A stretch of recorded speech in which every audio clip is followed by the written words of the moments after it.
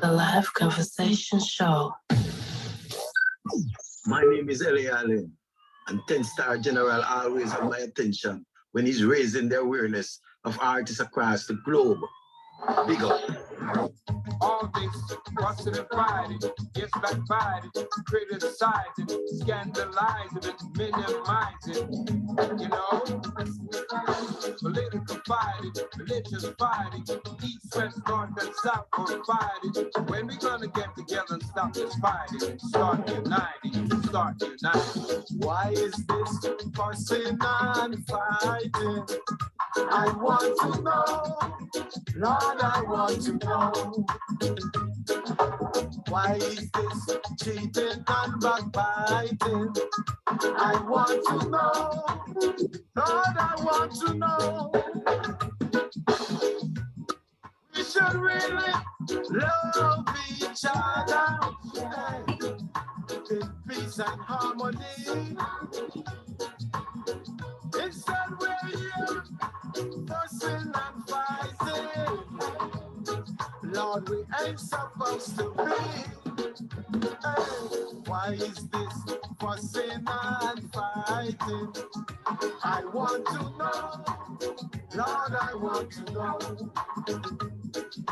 Why is this bumping and boring? I want to know, Lord, I want to know. World powers fighting every hour, but it's a poor man's life to get the power. Gangs and thugs fighting over money and drugs. The only solution is the need for love. Some fight is for diamonds and gold, and they can turn around, lose their soul. Half that story has never been told, no, it's never been told. It's time to put your cards on the table. Get yourself together, be willing and able. Instead of being like Cain and Abel, be willing and able. Respect life, because life is for living. Shout is love and eat is forgiving. Youths are the future, so put your guns down. Put your guns down and let's have some fun. Why is this fussing and fighting? I want to know, Lord, I want to know. Why is this cheating and backbiting? I want to know, Lord, I want to know. We should really love each other in peace and harmony. Instead we're here fussing and fighting, killing one another. Hey, why is this fussing and fighting? My name is Ellie Allen, and 10-star General always have my attention when he's raising the awareness of artists across the globe. Big up. I live for Jah. All right. That was a good start. The Live Conversation Show.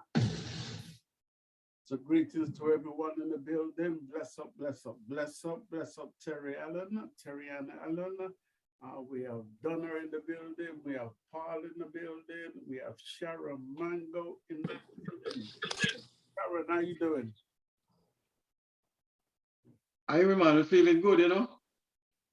Mic a little bit low. Sharon, can't hear you. You're on mute. Me? No, Good Sharon. morning. Good morning, beautiful people. Good morning. It's Sharon Mango.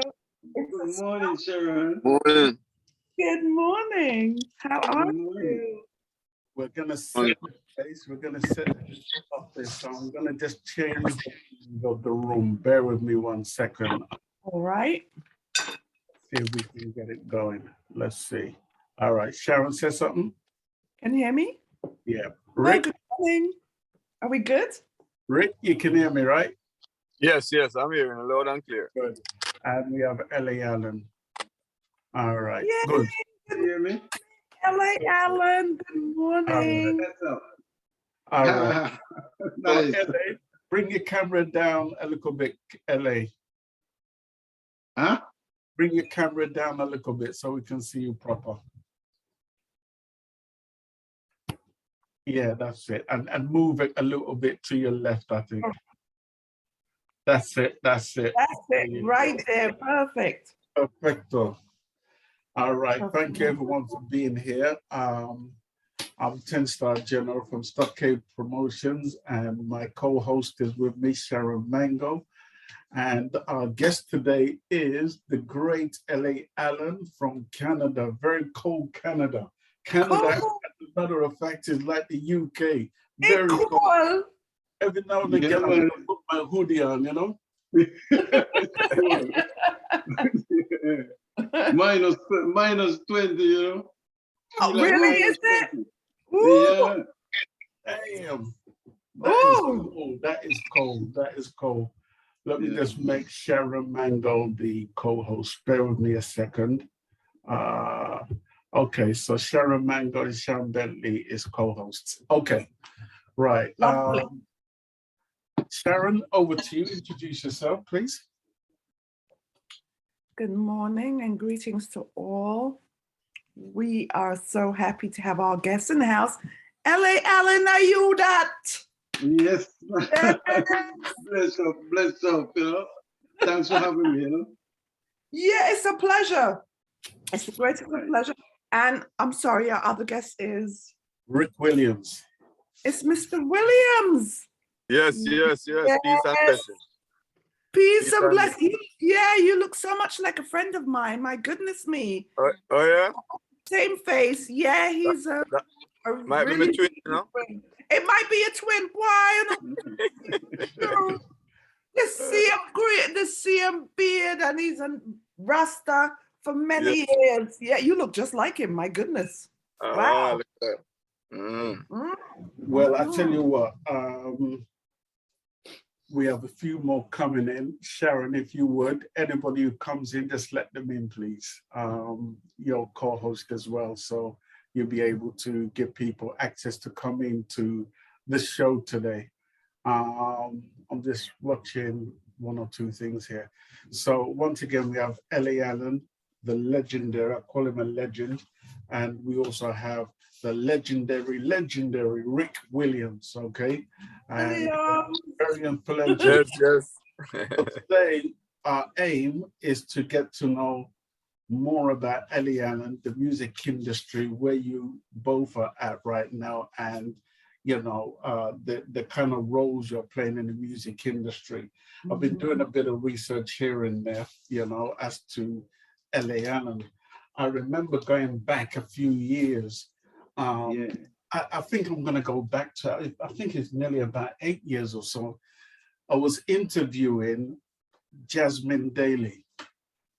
Yeah. Not realizing that she's worked with you, and after interviewing her, I got to hear about you. That me and you became friends. Then I knew Tony Anthony, not realizing you produced music for Tony Anthony as well, right? Yes, we know Tony Anthony, young man, I'm in Canada, you know. Imagine. Never knew that before. But yeah, it was great to know that. And Jahsmin Daley had some music that you've been working on, you know, with her. And Jahsmin Daley is one of my favorite artists out there that you've been working with, you know.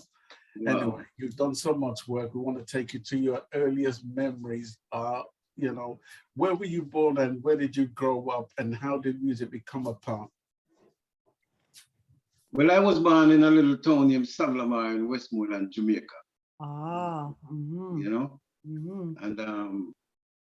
and I always loved music from a young age. Still, I always watch all those rumba box guys when I started. You know, the rumba box when they come and play for Wake and the friends. So that's how I started to like the music and going to church and stuff with my mom. You know, with singing and all of that until.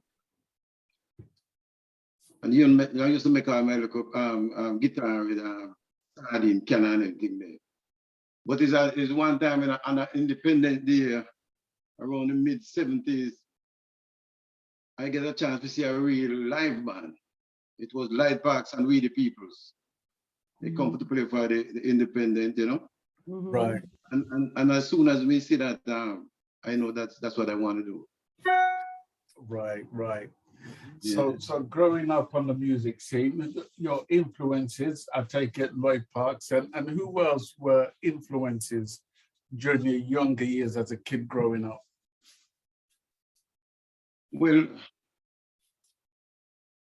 when I see like really Bob Marley, one of my I the major one where have a strong influence on me, you know. You know, we used to watch Teddy Pendergrass and all these guys sing, and you know, whole artists, and I mean, as I said, Light Parks, you have Dennis Brown, you know. I was influenced by most of these singers, you know. So when you were back in school days, what did you want to become? What did you always know it was music you wanted to do, or did you have any other aspirations away from music? Well, in school, well, we started in school, you know. And school days, because at school days time, I meet Ricky. That's when we really start the first band. You know, I used to learn trade. I used to learn trade with my brother Firestick. Like I was searching before I find music. I was searching, and I tried mechanic, and I didn't like it. You know, and then my brother Firestick is a designer. Okay. And then I started learning trade with him, and then when I find the music, it was nonstop there. Right. Now, you mentioned to me that Rick Williams was an influence on you during your early years of your career. Did you both be up in Jamaica? Yes, Rick Williams was the leader for a band in Liquorlanda. Share with us how you met Rick and how that union came about, and then we'll come to Rick. All right. Me and a drummer named Pablo. We used to go around a band after we search and after we find the music, we find a band in my little town named Jah Children Band, and we used to go around there, and then a youth named Pablo. He's a drummer. So he used to learn the drum. He used to watch and learn the drum, and I used to watch the bass. So me and him meet up around there and the friends, and then he was the drummer for Rick's band. And then one day, you know, Rick did have a bass player, and I think the bass player leave. And then the drummer come for me. I wasn't even ready, man. I was just learning. Right. And the drummer come for me. I said, boy, if we need a bass player, I will look about a Liquorlanda. Right. So I was even cooking that day when he come by, because I used to love cook my ital. And then when he come in, I go with him still, and that's how I meet Rick. Rick was the band leader, as I said. And then when we started playing, the love where Rick showed me, because I was uncertain, but they whole accept me and make me feel, man, I feel good, and from that's it, you know. Right. Yeah. So what was it about the bass guitar, you and the bass? Because it sounds like you and the bass had this, you know, this awesome relationship. What is that about you and the bass guitar? It's the way it plays my heartstring and my finger, the feels that it gives me deep inside. Because when you feel like a real king, you know, when you're pumping and you hear all those speakers going like majestic, not true. Majestic, man, you know. Yeah. Like that. We're gonna come to Rick, and I'll let Sharon Mango delve into, you know, Rick's history and stuff. But let me just big up Terry Ann Allen. That's your daughter. That's my daughter. Yeah. Cover my Father God, cover you. You are good. All right. You know, your journey to greatness. I know about your journey to, you know, this awesome journey that you have. And you're one of my favorites of all time. Thank you, man. Thank you. As they say in Jamaica, we're not tip but not chats. I appreciate you, man. I appreciate it. I appreciate the love. I appreciate the support every time. Darren. Yes, Mr. Rick Williams is the big influencer, the big man. Some say big influencer. So Rick Williams, Yes, tell us your journey. Like, how did you get involved in music?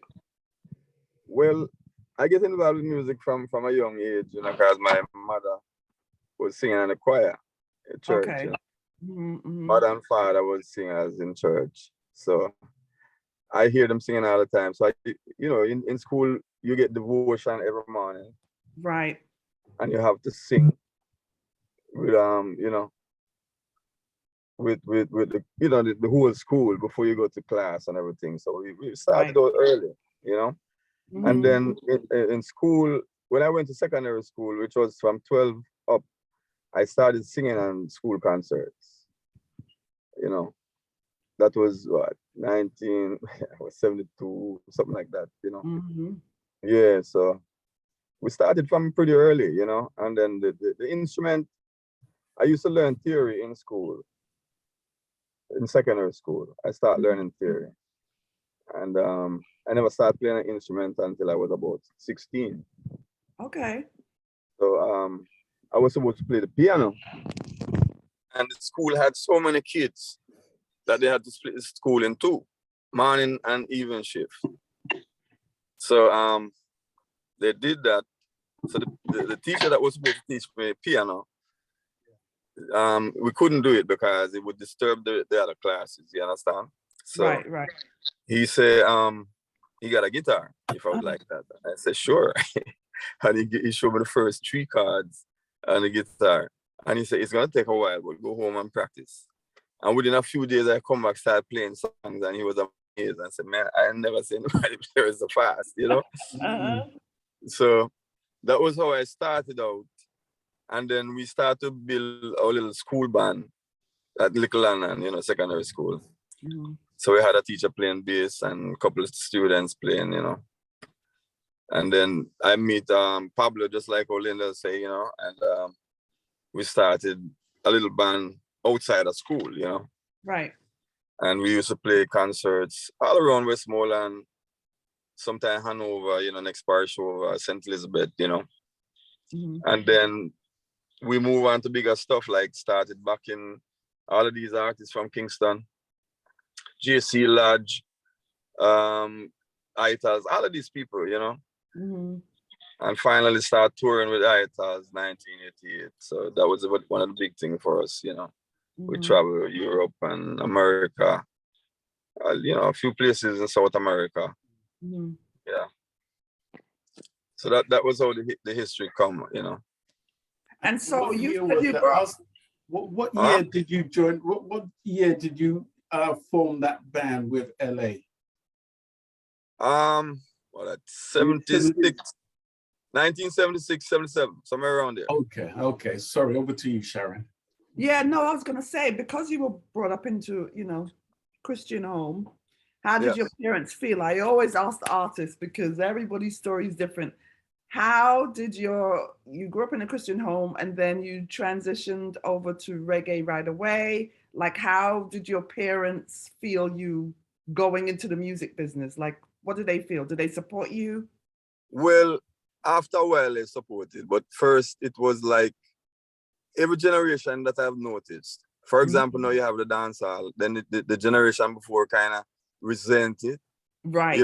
And then you're gonna have another generation going to play something else, and that generation going to resent that. So that's how the tradition goes. They were Christian people, they never know anything about reggae. I couldn't play reggae at home. On the box, they got a little record player. Right. They used to play Percy Sledge and Jim Reeves and all these people, but no, no Bob Marley, nothing. How did I know he was gonna mention Jim Reeves? I know. How did I know? That's what I wanted to find out, because we all were brought up with Jim Reeves. Yes, Perry Como and all these. Yes, Perry. Jesus. Perry Como. Yes.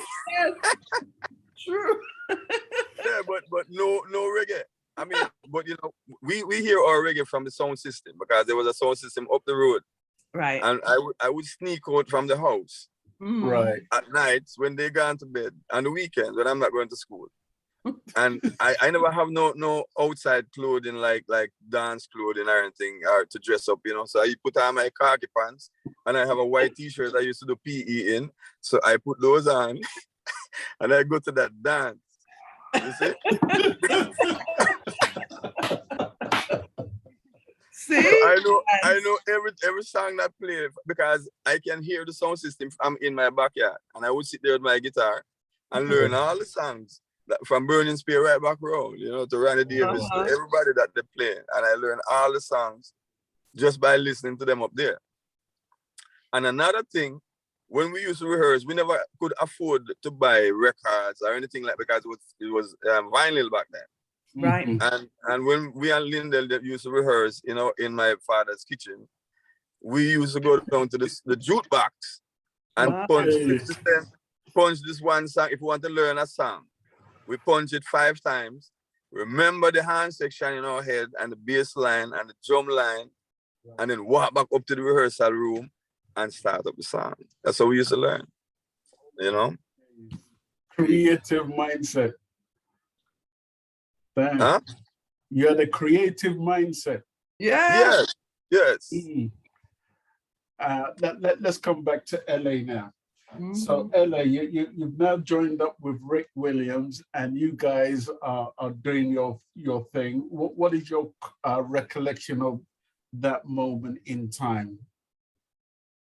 Those were like the glory days still. I mean, it wasn't easy, but it was. Those are the days that really I live and feel every day, and that's you know, because we, as we say, we used to rehearse and cooking at the kitchen at night time and everything there. Right. You know, we rehearse all night. You know, give thanks to your parents for allowing Ricky, you know, to go through all them nights still. Oh yeah, man. You know, all them school we used to play and them thing they are great memories, you know. Yes. We used to walk through Cane Field and them thing there when we finish playing, you know. Wow. Yes. We used to nighttime, 4 o'clock, we are coming to Cane Field and we don't have no money. Right. All the money we do, we have to rent equipment and rent transportation. Yeah. You know? Yep. True. When we finished, it wasn't about the money. We just love the music, you know. Right. Right. So those days are priceless, and you know, and those cooking and rehearsing was like the molding days, man. Those days. I don't see that love in the music again. You know, it reminds me of how Bob Marley them used to move. So Bob Marley them used to move. You know, like you know, they cook and we go like river and stuff. Right. You know, and yeah, we blend together as brother. We say we brother every day, like every day. Like if we don't see somebody one day, we have to see them the next day. So we were like that, and those were the days, you know. Yes. Good old days, the good old days. Yeah. Yes. So what was your parents? Because I know Sharon asked a question about Rick's parents and so. Yes. But how did your parents during your younger days? How did they take to you? Delving into music. Well, they get enough beaten still if you come out, go watch. Oh, yeah. So you and Rick were rebels, young rebels. Yes. Yeah, man, when our daddy Uriah come in at town, sometimes we have to go listen to it and we say, boy, I know it time we come home, we have to get we'll get the beating. Yeah, we really could take the beating. Yeah, we take the beating. And we say we have to go for it, So yeah, we go to man, Oh Lord have mercy.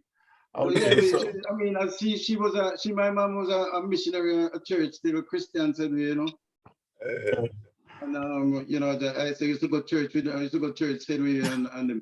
But after we find music and find, especially my brother Fire Stick introduced me to Rasta. Okay. And then since he bring me to Anaya Bingi and them thing, there is like, that's the life, music and that life to me, Yes. Mm. But she we get tons of beat, and then till she accept it after a while, you know. Your daughter says, when the music hits, you feel no pain. No pain. Ready for the meeting.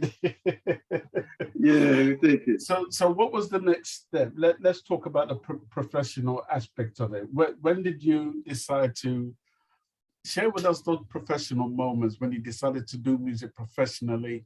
This is something you wanted to make money from. You wanted to maybe back artists, voice artists, whatever it is you wanted to delve into. Share with us those moments.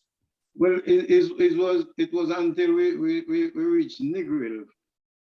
When we reached Negril and we start play for bigger artists them now, like, you know, like JC Lodge.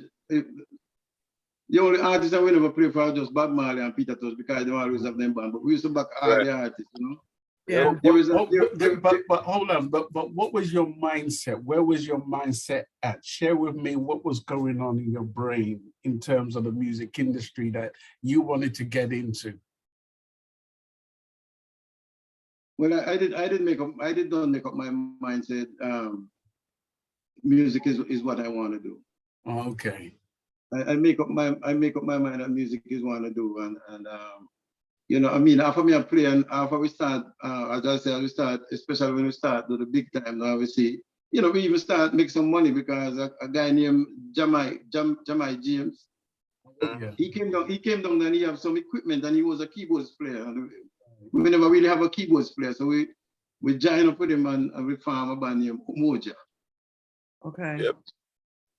You know? Okay, I heard about that. From Londonians, we are the same guys. Only one guy who come down when you come down from California, come down with some good equipment. Okay. Start racing at some cottage in Negril there and everything. Yeah, And we start do all the shows them and play at the hotels and you know, we start back all Daddy Ura. Yes, Big Youth. You know? Big Youth, Mighty Diamonds, Culture. Yes. We play a show with Culture 10 Star, and I never see Culture do something like that again.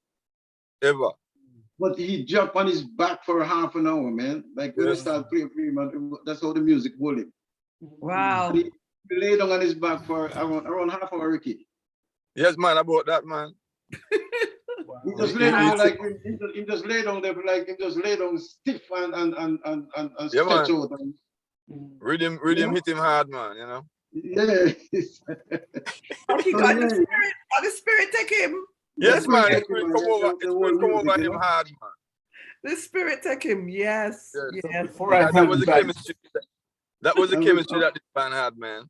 You know, the kind of chemistry, yeah. So we become the most popular band down there, you know, because we've been playing like everybody playing the top 10, and we've been playing like some old Sugar Minot and you know, right. And then we hit Soundsplash 85. Yes. Okay. And we were back in the top art for a country band to get that position. Right. You know? Wow. We were back in Wayne's that time, the Sling Thing. Yeah, Sling Thing and Big sometimes. 85. Right. And we as a countryman get the dance all night. We were back in and we back Wayne Smith. We and Sagittarius was on stage. Right. Right. So we get that, so you know, and we even go on and we record the album at Tough Gang there with Jamaica, and it's like it was glorious, you know. Right. The whole when we go there, we hear our song playing in all the Tough Gang. You know. Well, so with the amount of music that you were doing back then, you know, getting these shows that you were mentioning, what were people saying about you guys as a band? Well, I mean, the attendance said for itself, man. Every place was sold out in Negril back then. Yeah. Right. Everywhere sell out. Everywhere, Rebel sell Vibez out. was recognized, man. Kaiser Cafe, Club Cocoa, Roots Beach Bamboo, Club. all of these places we play. You know? Did the sense of the music business kick in at this time? Were you getting paid for a lot of the work you were doing? Yeah. We were getting more advanced, and because I mean, like as from Ricky Dan, we were learning a lot still. But when this guy come and he was teaching us like harmony and Dance more steps attentive to it. Yeah, you know. So yeah, it was getting real. It get real high there, and you know, you hear people talking. Even Cat Core come down and when him hear all the recording, he was asking if it's Sly and Robbie. Yes. Do the drum and bass. See? Tracks, you know? Imagine. Yeah, I mean, Cat Core come down at the place, and at the end of the night, he helping us lifting up boxes, man. So yes. Now you share with us before I hand over to Sharon. Share with us a few of the artists whom you've worked with in the industry. Like my production, or you mean just just during the early years of you guys starting out, and who did you back in the industry? So right now, so we're back. Oh my gosh, we're back General Tree. We're back Big Youth. We're back Uri. We're back the Mighty Diamonds. We're back JC Ecamos. Wow. I mean, most of the artists, and then we've been touring with the Itals. Right. Wow, but top notch. We back most of the artists. I'm telling you, as I say, like only Bob Marley and Peter touch, you know. Right. But most of the guys who don't have a band, you know. Right. I'm going to hand over to Sharon. Right, so I'm going to step back a little bit. So when did people really start taking you guys seriously? Because that's a lot of bands that you were backing. When did people really start taking you guys seriously? Like, boy, them man that can play, you know. When was that moment for you guys where people said, hey, we need them? Is Daddy Uri show. I would say Daddy, I mean, from JC Lajan. It was JC Lajan who we back a portion of the Yellow Man. Freddie McKay, David Isaac, Keith Poppins. Back in them time, the man of the top artists. Poppins. Yes. Poppins. Yeah, but yeah. When we did Daddy Ryan. Yes. When we did the UI show at Club Cocoa, that was way down. Ricky, it was way down in the 80s. Man, that was the breaking point there, right there, yeah. Yeah. Daddy Ryan was the top. He called us, when we started playing for Daddy Ryan, called us the sound system. All right. Moja high power, you know. Yeah. Oh my Lord, you're reminding me of stuff, man. Jesus, it's like the cobwebs are being blown out of my mind. Wow. Yeah. Go ahead, Sharon. So imagine, you used to get beaten because you want to go Mr. Uri show and then you end up playing for them. What does that feel like? Look at that. That was glorious, man, because I remember his team because King Stereograph him have them time and I watch him and hear the crowd that going around him that time. Break the town and tell the people. And like, and I sit there as a youth because dance are a little more peaceful those times, you know. Yes. Oh yeah. Of course. Yes. And I sit there. I sit there as I hit there. I never even think that would happen that I would get to back him, you know. So when I was rehearsing with him, I tell him that, man, I used to watch you, Daddy Ron. Mm. He did a thing that I can't forget. I see that guy in the rehearsal room. I never know that one man lounge can hold so much smoke. Wow. he pulled on a chalma before we start verse. He pulled on a chalma when he let out that, like I couldn't see nobody. I couldn't see nobody in the room, you know. And he said that's a blessing. So when I tell him that, he say, you know, he say that's how it goes, youth, you know. Just keep on, you're doing wonderful, you know. Yes. Lord have mercy, Jesus, you have the memories of a lifetime. Yeah, that's a beautiful thing, man. That is a beautiful thing. I love to hear that. The thing, because we stay in the country, if we go town, we don't really more, if we didn't really, if you notice, all the musicians, they move to town, like Peter Touch, Bob Marley, because Kingston was the central for everything. That's where all the top studios is. Right. And everybody come and shop for really music. Mm-hmm. So we stay in the country, and that because we were like loyal soldiers to our band, you know. Right. Yeah. I mean, Bob and all those guys come to take me to Kingston, but because of loyalty, I stayed. And I won't say I regret it because you never know what would happen, you know. Right. Right. They say the artists them and the band members them used to live good together back in the day, not true? Yes. Yeah, man. Brotherhood. How so? Share those memories. Some good time memories. Nowadays, there's so much competition in music.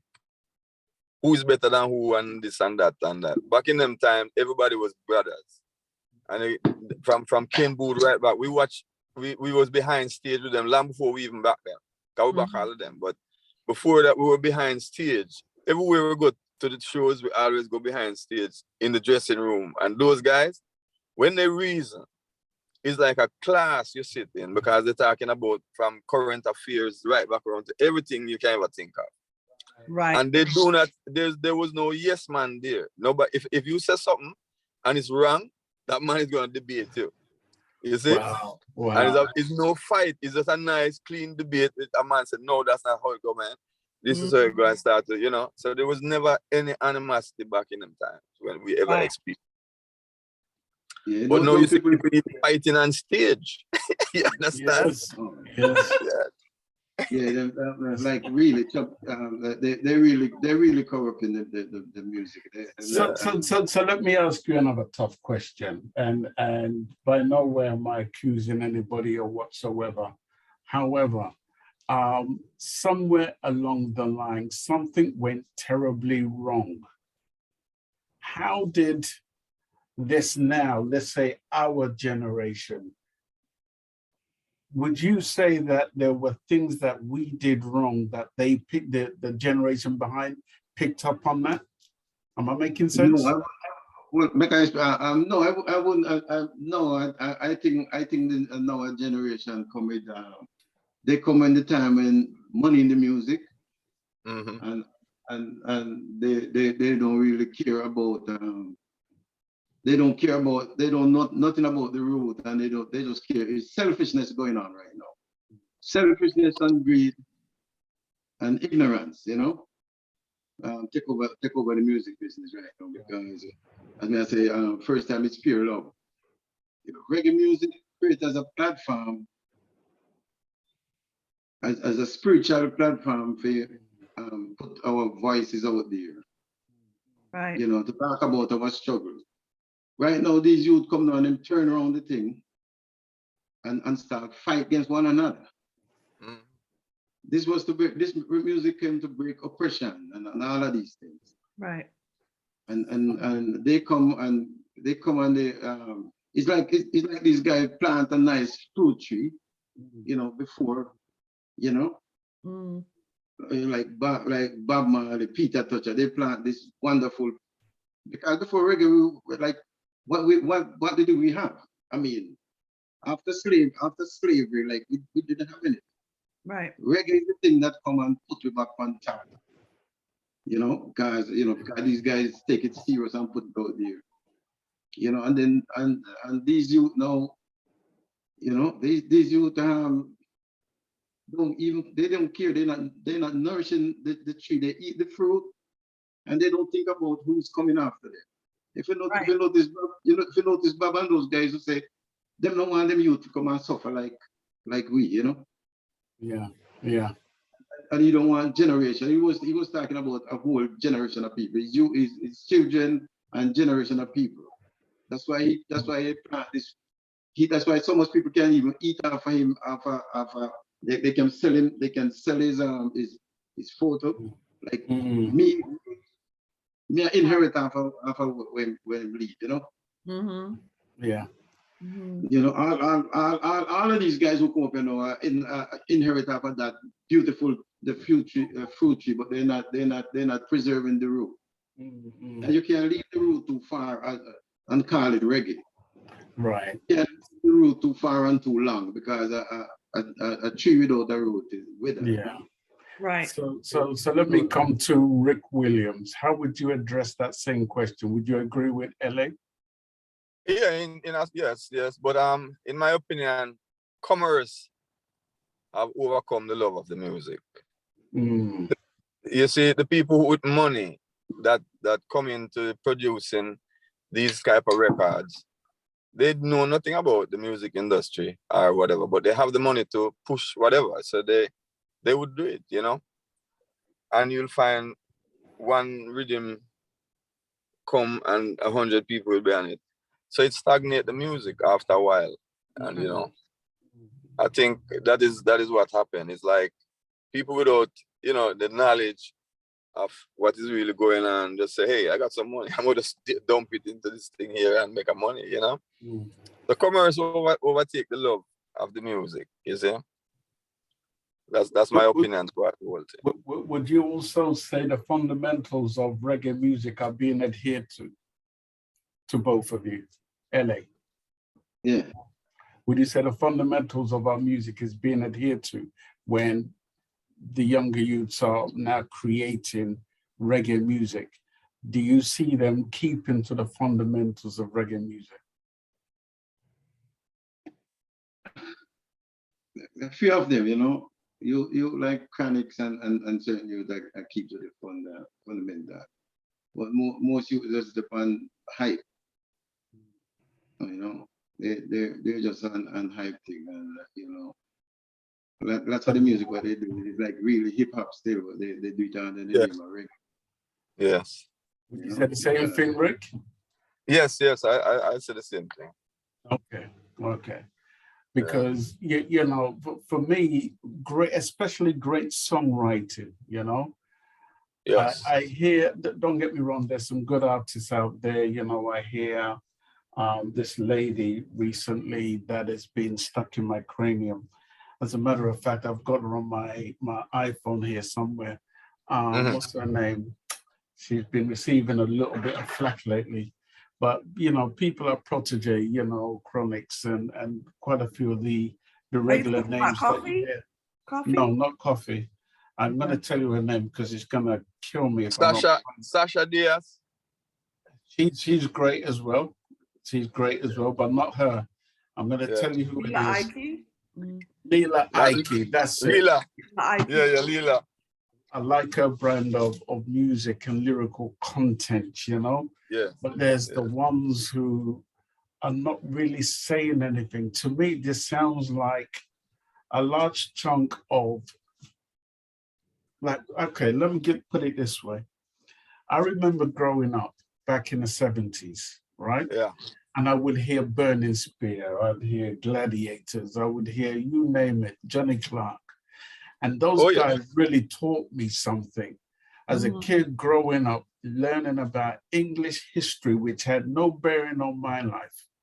And then all of a sudden, I'm hearing Roots Natty Congo. Are you with me?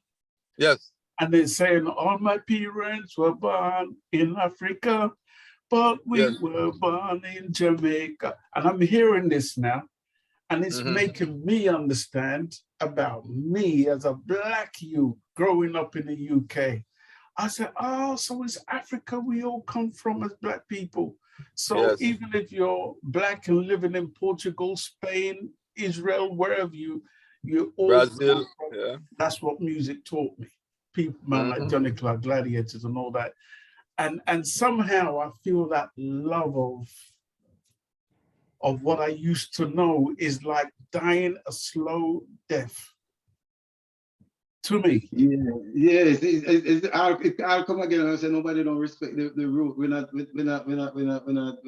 respect the root, and I mess without that everything with that. That's what's going on. We have but to you keep to the fundamentals. You just go head in. Huh? I say you LA, you go head in with the real fundamentals of our music. You know what I mean? Yeah, because me respect what these guys work hard to put it to set it out there, you know, set it and make we really make it just out of the mirror a lady say if it wasn't Bobby wouldn't even like Jamaica music. Yeah. You know? If it wasn't those guys, I wouldn't even be proud to say Rasta. Right. Right now, if it was in this time, I mean, I know all these guys. I wouldn't proud to say Rasta because you know everybody's just hustling it and not really treating it with respect. You know, I think it needs some structure. We're gonna lose it. Mm-hmm. You know, because right now, as I say, in the state to sell your music in the state, now you have to pay tax to sell your music. So they're gonna take it. Yeah. Now we're gonna at some point we're gonna speak about your album that you and Rick have done. As a matter of fact, all week I've been sleeping to that album in my head, right? Okay. And I can't say honestly, I cannot say that I have a favorite. It's like every track is slamming and banging. Yeah. So before I even delve into that album there, I want to come back to Sharon. Yes, because you was hugging the mic, so me just make you talk. No, it's my sorry, I had to slap my hand. I was joking, let me stop. So, you know, listening to you guys talk, we can all agree that the camaraderie in reggae music is dying. Yeah. The camaraderie in everybody, there was no, just like Rick Williams was saying, everybody is just, it's like a competition. Mm-hmm. And, you know, back in the day, as I know, growing up, listening to music and even being involved in the music, it was a camaraderie. Everybody was just supporting each other. Yes. You know what I mean? If this band is going on, you go, so you go and you support that band. When you come and they come and support you. And nowadays, it's just everybody's just butting heads. Who is the top of the top? Or the dissing music, what they're saying, you know, the as I would call it, the dissing music. They diss each other in the music and then skew the so-called hip hop and reggae, but call it reggae or whatever name they have, trap music, minor noir kind of foolishness. So we can honestly say that this, you know, reggae music has been skewed, but you two, you both have maintained the root. I'm sticking with it. Still with the roots and still pushing the roots. So you guys have done a tremendous job in keeping it that way, because unfortunately, it seems like, I know I say it's dying. Reggae it's like we're like a dying breed, bringing back our roots and our culture. You know what I mean? We, as 10 Star knows, we went to school together. That's how we know each other. We came up in that, and music like what you're doing saved us growing up in England. You know what I'm saying? The words, like you said, it saved us. Yes. You know what I mean? We could see the forest from the trees. Like, why? Because England was a bitch back then. Right. It's even worse now. You know what I'm saying? But it was rough. Had we not had musicians like you, grounded us in the root and the foundation of music, we wouldn't even be who we are today. We'd be lost in the course. You know what I'm saying? And that is unfortunate, because it's needed more so now. Not what they're coming out with. What you guys are doing, it needs to be, the whole world needs to get back to that, because everybody, it's like people are losing their souls over the crap that's coming out with the diss music and the that and what am I for wear and the bleaching. It's too much. Yes. You know what I'm saying? It's just too much. And Look, you guys, what you're doing is amazing. Thank you. You sound choked up, Sharon. Huh? I'm pumped. You sound choked up. I am. I'm so choked up because I'm saying it is true. You know, growing up, we needed that music. It was rough the times that we came up. Yes. We've seen so much tragedy, and I'm talking about growing up in England because I'm in the States now, but I was there long enough to see the injustices. And had it not been for certain reggae music and even pirate stations, right, we would have never made it through. So this foundation, this roots music, you know what I'm saying? Exactly. Never gonna go away. I know exactly your feeling. I say that because of this music, him learns things about all them African roots. Because all these things, we didn't know. We wasn't teach all these things in school. Exactly. African roots. Exactly. You know, and a reggae music come and teach and come and teach us all of these things about apartheid and African roots. You know? Yeah, of course. Yes, yeah. Yes, so I treasure it, you know.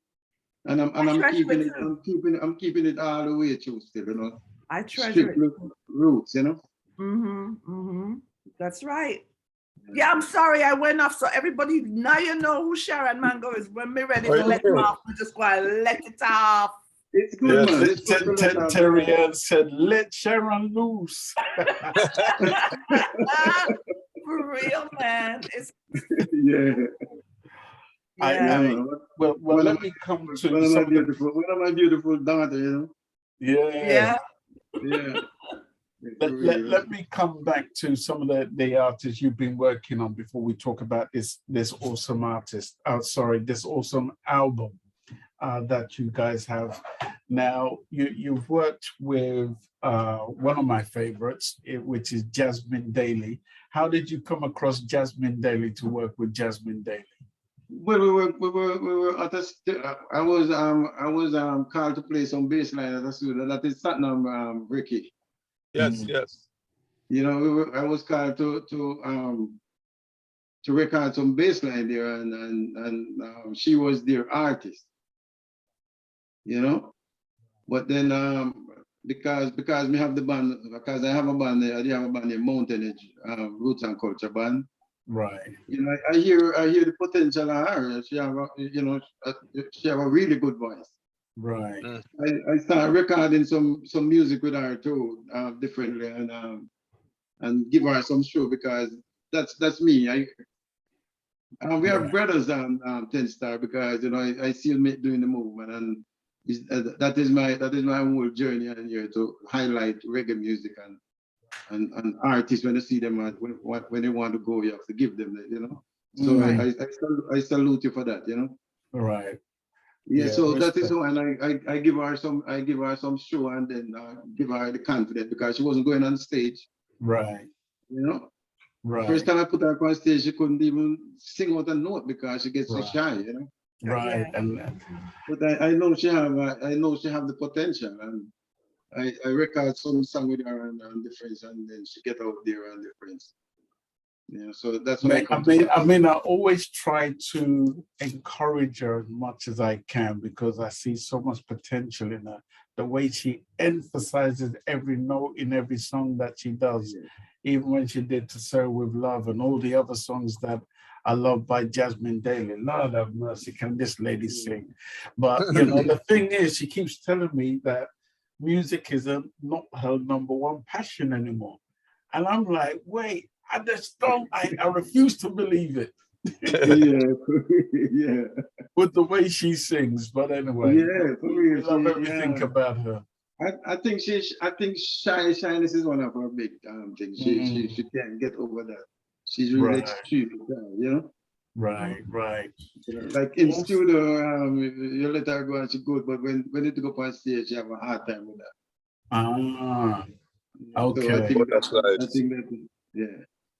I think that's a lot of artists' issue is showtime. When it's time for showtime, nerves do kick in. Sometimes an interview. Yeah. I love interview, man, because I have so much to say, man. It's just Now, what I haven't asked you is how did you transition yourself from Jamaica to Canada? How did you? I mean, Canada is the coldest country on planet Earth. Well, maybe nearly. I mean, you're talking about -12. I'm maybe thinking about -1. What take your mind? What well, you know what happened? My mom was living here. My mom moved here, and then she take all our children, and when this time I was touring with the Itals, I was getting a few tours, but sometimes the visa was hard, so I jumped to the opportunity, and my mom give me the papers for Canada. When she applied for me, I may take it. And then you know, we come here and go back and different. But my family, that's one of my daughter here, you know, that's why she's here. Yes, so yes. My family want to come. Right. And I was the one who could help them, and I say, you know, I gotta give them, because things was getting, school was getting tight in Jamaica, the money and stuff. Right. And everything, and I say, you know, I'm gonna take them, because we live in the ghettos here. Right. And I make that sacrifice. I say I'm gonna come and spend a few years and make them all right, and then go back. But then you get caught up in stuff here, man. You get caught up in bills. You get caught up in bills and everything. So you know, Lord, tell me about it. That's how I end up here. True. You know, I take the mother of my children and all my children here. Right. Six of them, you know. Man, that's God a blessing. Bless you. That's Blessings, blessing. man. God bless you. Yes. You have Kevin, Terry-Ann, Kisori, Carla, Jamil, and a Jufo. Amen. So I take them all here. Amen. God bless you, man. Yes. They're called blessings, and some of your blessings are right here, right now. Oh man. You know, I'm gonna read some of these comments as we go along, because it's just as important. So if anybody has anything they want to ask Rick or Ellie Allen to please do so by either writing, or we'll ask you to unmute, and you'll be able to pose any questions you may have for any one of them. And hopefully we'll be able to do that. The last 20 minutes of the show, we'll do a lot of that. So between Sharon and myself, we'll be reading some of the comments in the chat room. And is mom and dad still alive, Ellie? No, none of my parents is alive. The last one died, that is my mom. That's why I did that song about mama, because she just before she died, she asked me to she called me and said, "Son, don't forget me." So when you know, and a girl that a writer girl from in the States there, her name is Nina. Okay. And she want to write an album for me. She write that song Jeff Praises, and what if we write? She said, "You're gonna do a mama song." So when she said do a mama song, it was just right, because you know, I remember what my mom said to me, you know. Right. She said, "Son, please don't forget me," you know. Right. I write that song. Me and she write that song, "Missing Your Mama." Her name is Nina Rasta. Okay. Pick up yourself, Nina. And how does that song Mama go? Sing a little piece. You carry loads of hardship. You dry your tears, you know. Mama, you carry loads of hardship. You dry your tears when your children are not looking. You gather yourself from praise and worship. God bless you. Missing your mama. Missing you badly. Yes, I do. Mama, I don't know how did you do it, but I watch you feed us from an empty basket. Must be the God that you serve that guided you. Missing you, mama. Missing you badly. Mama, you did your best. Now it's up to us to do the rest. You do everything that you possibly could to see your children strive. Ooh, missing your mama. Yeah, man. Yes. Before I Yeah, play that Mama tune, because Mama sounds like a legend that she is. So I want you to just tell me a little bit about Mama, and then I'm gonna play a few bars of that particular song. Mama, wow, she was wonderful. She was a wonderful. I mean, she's a Christian lady, but I never hear that lady quarrel. I never hear she quarrel with somebody all of my life. Everything we do as us children is to make peace reign. You know, she give us everything. She give us our all. She don't keep nothing for herself, man. She give us like everything, you know. And she have a heart of a gold, you know. So you know, like I think it's her is her goodness that that lead me through. Right. You know. That's true. That's what it is. She was wonderful. She helped. She loved everybody. She helped. She was an helpful soul. She was a wonderful soul. You know. God bless you, Mama. Thank you. Amen. I'm going to say something in a minute, but I'll say after this particular track. Okay, let me just put on a little boombox once again. Hold on, people. One more second. That's Gremlin to kick in. All right, we're gone again.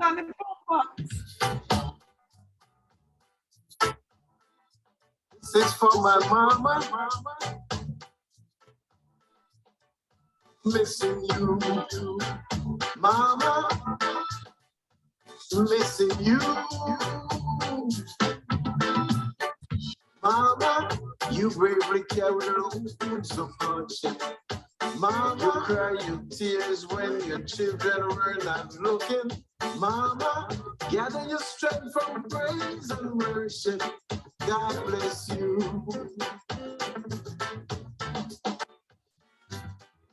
Missing you, mama. Missing you. Mama, missing you badly. Yes, I do.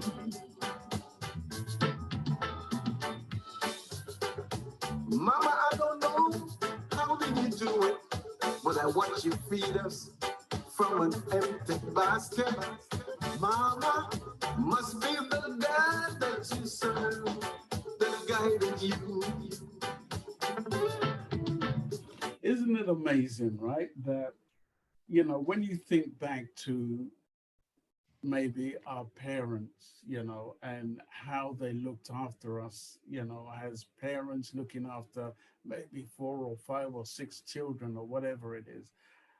Even today, when I think back to my father, I keep asking to my father and my mother, you know, it's like, how did they do it? You know, like you said, how did you do it? You know, you fed us from an empty basket. Yeah, she raised us alone. I mean, she raised 8 children alone. You know, I didn't grow up with my father, man. I didn't have my father around, you know. And she worked her hand raw for me, you know, for all her children, and she loved all her children, and she, you know, she do everything to help her children, man. Like, wow, man, like that is one thing make I have so much respect for women, you know. Yeah, I have ultimate respect for women, you know. Yeah, so you know, that's why when that lady say that mentioned it, it was just right, and we wrote that song together, and you know, yeah. So it will keep my mom in memory, and I know a lot of people can relate to it, you know. Yeah, always pay homage. I always say, always pay homage. Pay homage to greatness. And I'll tell you what, it seems like Mama's ways has rubbed off on you. Yeah. Oh, big time. I have a whole heart. I have a whole lot because I believe in the well-being of everyone's state, you know. Yeah. I have that humanitarian thing. That's why I'm on Ricky click, because Ricky have the same thing. Right. You know? Yeah, he have the same vibration, man. You know, he helpful, really helpful youth. You know, I remember Bob say youth and youth have to get together and they get to handle things to help each other. And Ricky is one of them because most of the guys, everybody stick out about money and difference, you know. Me and Ricky share our talents, and that's why I'm so close to Ricky, you know. Yeah, man. We stay that way from longer time and it not change, you know. Big up. Yeah, man. Yes. Let me say, Father Ricky. Father Ricky, are you that? I'm me this man. Are you that? Father Ricky, let me ask you now. Your parents, did your parents go to Canada as well? Oh, that's a good question because they went to Canada, yes, my mother and father. But I didn't end up there because I was traveling differently, you know, with the music, you know. So I end up in the States here. Yeah. Are you in the States right now? Yeah. Oh, I didn't know that. I come to my house, make me sit down and eat and reason. Me didn't know you. That's true, man. That's true. I'm in South Carolina. Where you at? Oh no, you're too far. You're too far. Oh, okay. I thought you were in England. Huh? I thought you were in England. You know that. No, I live in the States now, but you know we can't change it up real quick, you know. I go.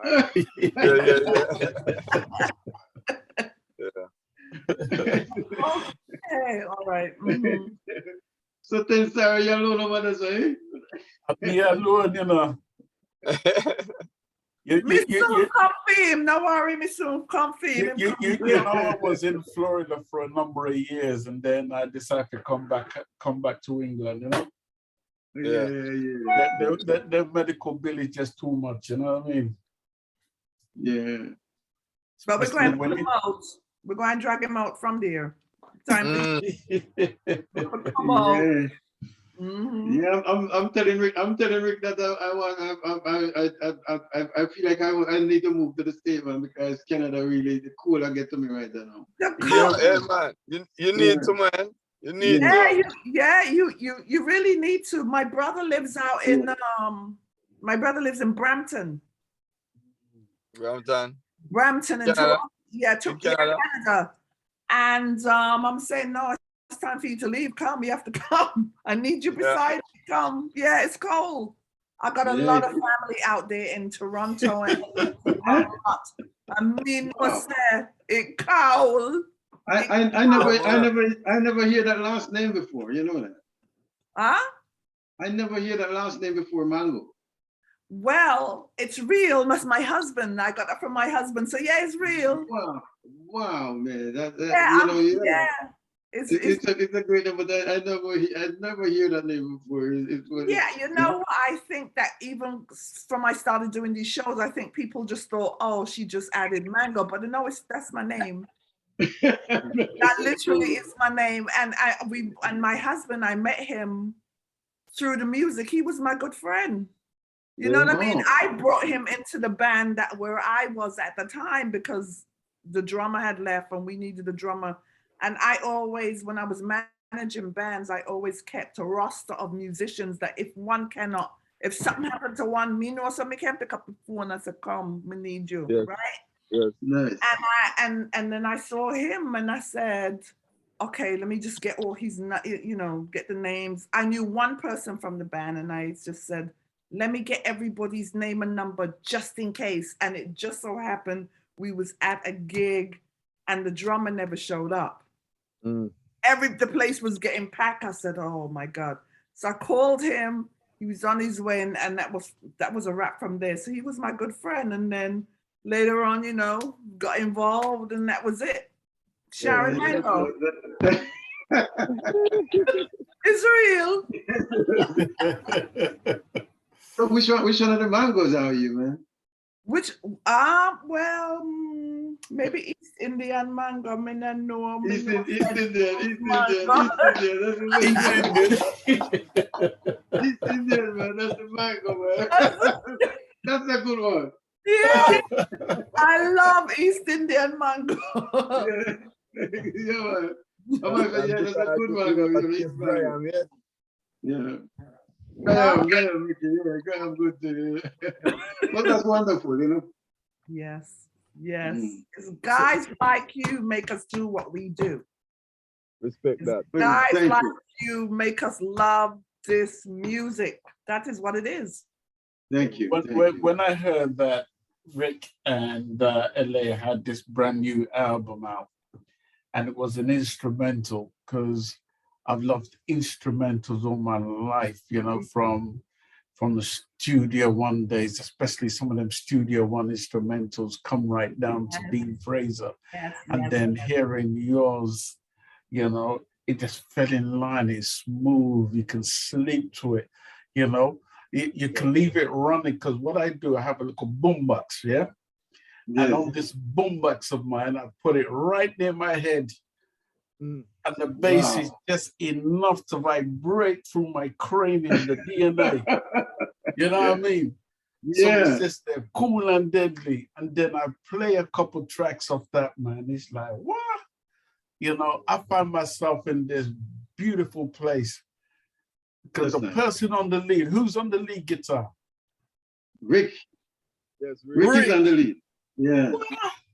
Rick, you are damn dada. So we create those albums, like those songs. I mean, I know there are familiar songs, but we do them from scratch in the studio. Yeah, man. None of them I remember them from way back when. Now, whose idea was it to create an instrumental album? Who was it?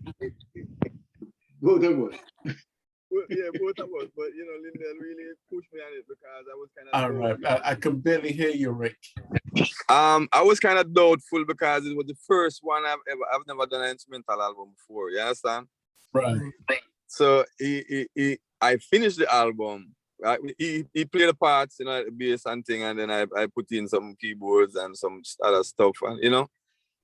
And then I finished it, and he asked me, "Well, Rick, you finish up the album yet?" I said, "Well, we still a work on it, you know, still a work." Call me again. I'm say, "Yeah, man, we finished." He said, "Send the thing through, man. Send it come, you know." So I sent it to him, and he got it mastered up there in Canada, you know, and that was it. And LA played the bass on it, right? Yes, he played the bass and arranged some of the drum tracks and stuff like that too, you know, keyboards too. What's and I played this? Some guitar and thing, you know. Yeah. Right. LA, share your memories of this album. What was it like making this album? Well, yeah, because we have a little studio here, you know, pre-production studio. So you know, I'm build with them. I say, you know. When you say little, humble man.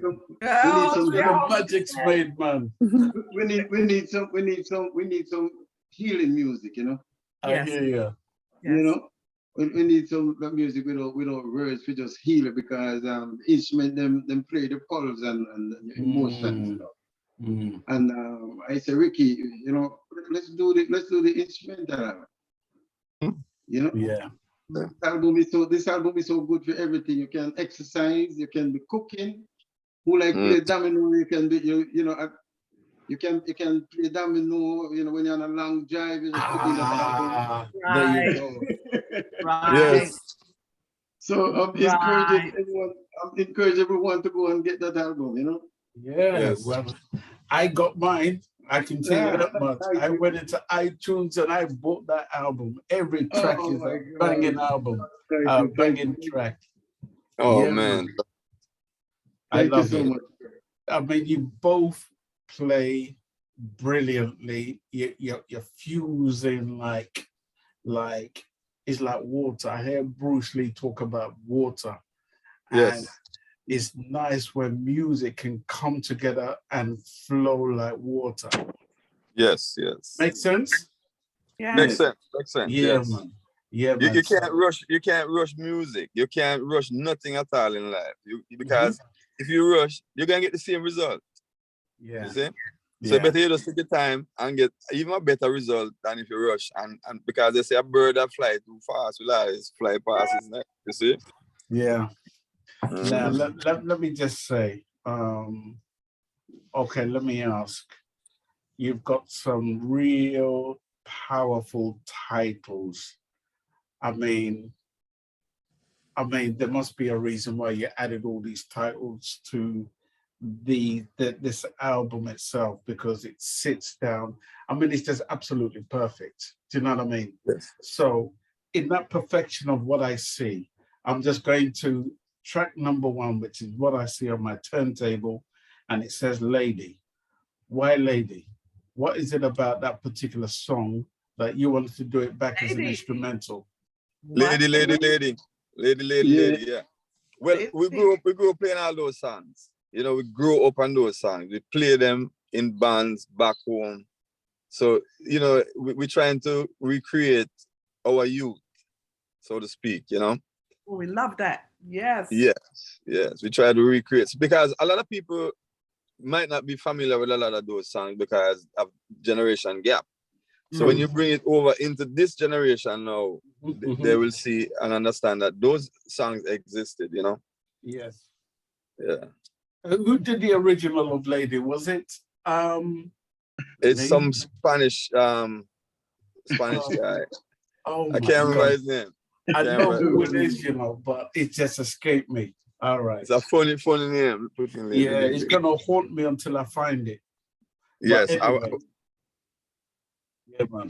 All right. Well, take a listen to this, ladies and gentlemen. We're gonna play track number 1, which is on my turntable, and it's called Lady. I absolutely love this particular track. It is bombastic. Says something. You know music. My name is Ellie Allen, and 10-star General always have my attention when he's raising the awareness of artists across the globe. Big up. Joe Esposito. Esposito. Yeah. You remember Ricky? Yes, that's the guy, Joe Esposito. Yeah. Right down for Google. Here we go.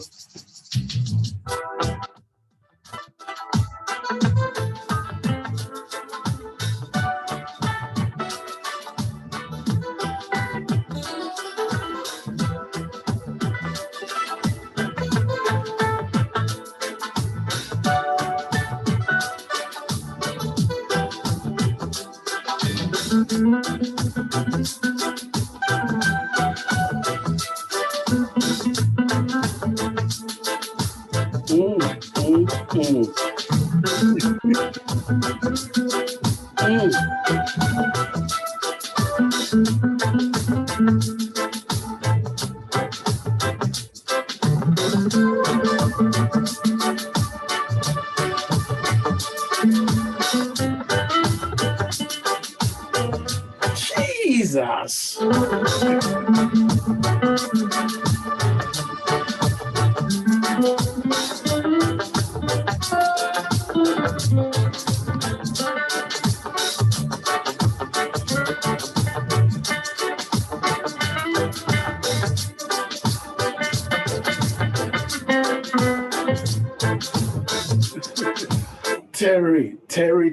Terry, and oh my God, it is difficult for me to hold tight on the seat. When I'm playing these tracks, right, I seriously feel like I need to be strapped into a straitjacket. Yeah, just play the track and strap me into a straitjacket. Thanks for the compliment. Yes. Sharon, where I say when you hear them things there? Saying, man, you just, like I said, strap yourself in, sit back, take you right back to where you need to be. Yeah. Oh my God. Back to foundation, you just be like, yeah, man. All right. Yes, like this a guali guitar, this a serenade. What? Yeah, it's really that lead guitar, man. Wicked. The ladies are the mothers of creation, man. We have to treat them nice and make sure so we big up the ladies, you know. Oh, true, Yes, man. man. Yes, we love that. We love that. And that's very, very true. Smooth. It's so smooth and soothing, but still roots. Yes. Very. I'm coming to the next one, right? I'm just queuing it up. This is the next one, right? Like I said to everyone, I really do not have a favorite. And when I buy music, I buy music based upon the vibration of what I hear. Right. Yes. And so whether I want to buy a track from the album, the tracks that sounds good to me, or there's something about it that makes me want to buy the whole album, right? Right. So I took a listen to every single track because I said, maybe there's going to be some tracks I'm going to have to skip. All right. I bought the whole album. Wow. Oh my God. Thank you, man. Thank you. And I'm going to play the whole album right here. I'm just going to play a few bars. Here's another one, Impossible, right? And then we'll talk about it after. Take a listen.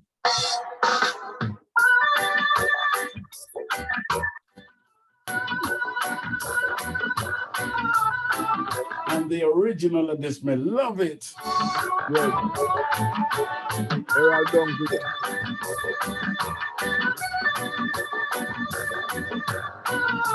Listen to that bass line. Listen to the lead now. Lead come in. Blood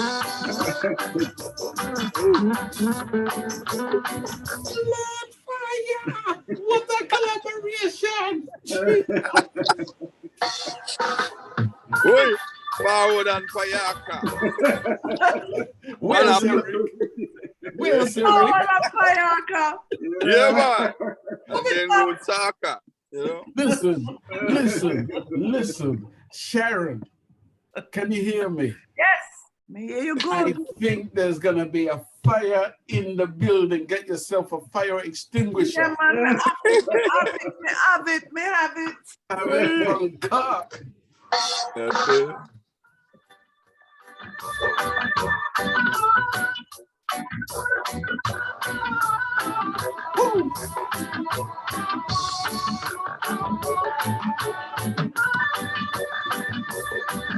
Like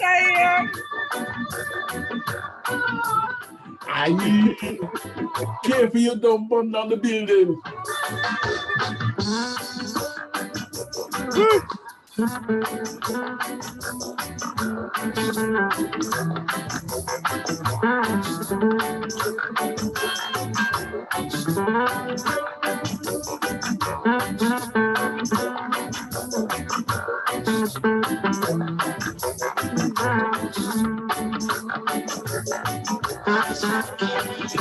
Jesus. Sorry. It's suddenly hot in here. It's hot. It's hot in here. Fire. I wonder why.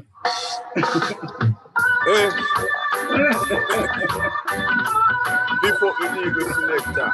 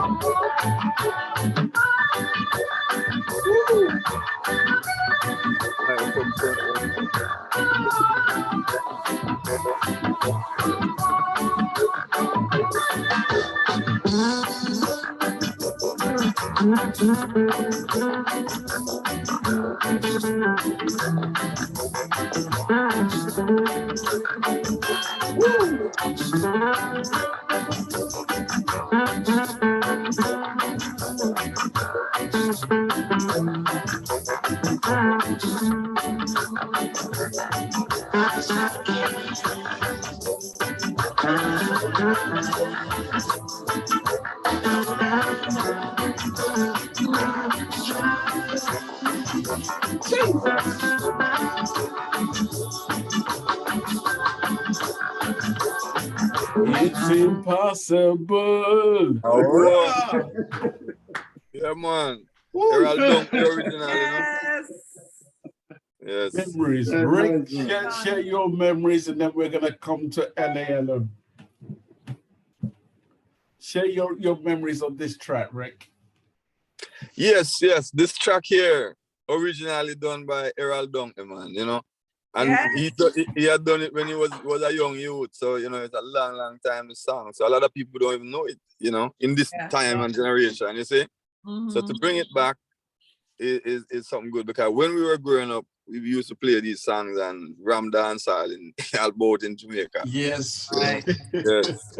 Yes. Right. Oh my Lord. Over to LA. Yeah, as Ricky said, these music is some music we used to play from longer time, you know. So when him called me up and asked me, Ellie, you still remember this song, yeah? I said, yeah, man, send it over. He said, want a bass line on it, and just send it over and put a bass line on it, and and that's it, you know. These are just great memories from longer time, you know. We just compliment you on that bass. We're just bringing back because as I said, Ricky over there for a long time. We communicate, doing the music again, you know, doing the music and bringing back that oneness, it means a lot to me. Yes. You know? Let me just say to you, the way you play that bass is like eating. I keep referring to music as food. I don't know why I do that, right? But to me, it's like you put a big plate of some of my favorite food, like stew peas or ackee and saltfish. Oh, thank you, man. You know, that's my favorite. That's my favorite.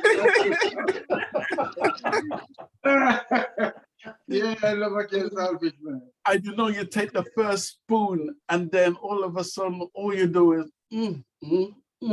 Yeah, man. Yes. That is, you know, these music, the thing about with music, when you listen to it, you hear. I mean, I think it's those molding days, Ricky. Yes. Those moldings they were having in the kitchen, they was priceless, you know. Yeah. And when you listen to when you listen to the music in this time, you can't just hear. You're complimenting the music, you know.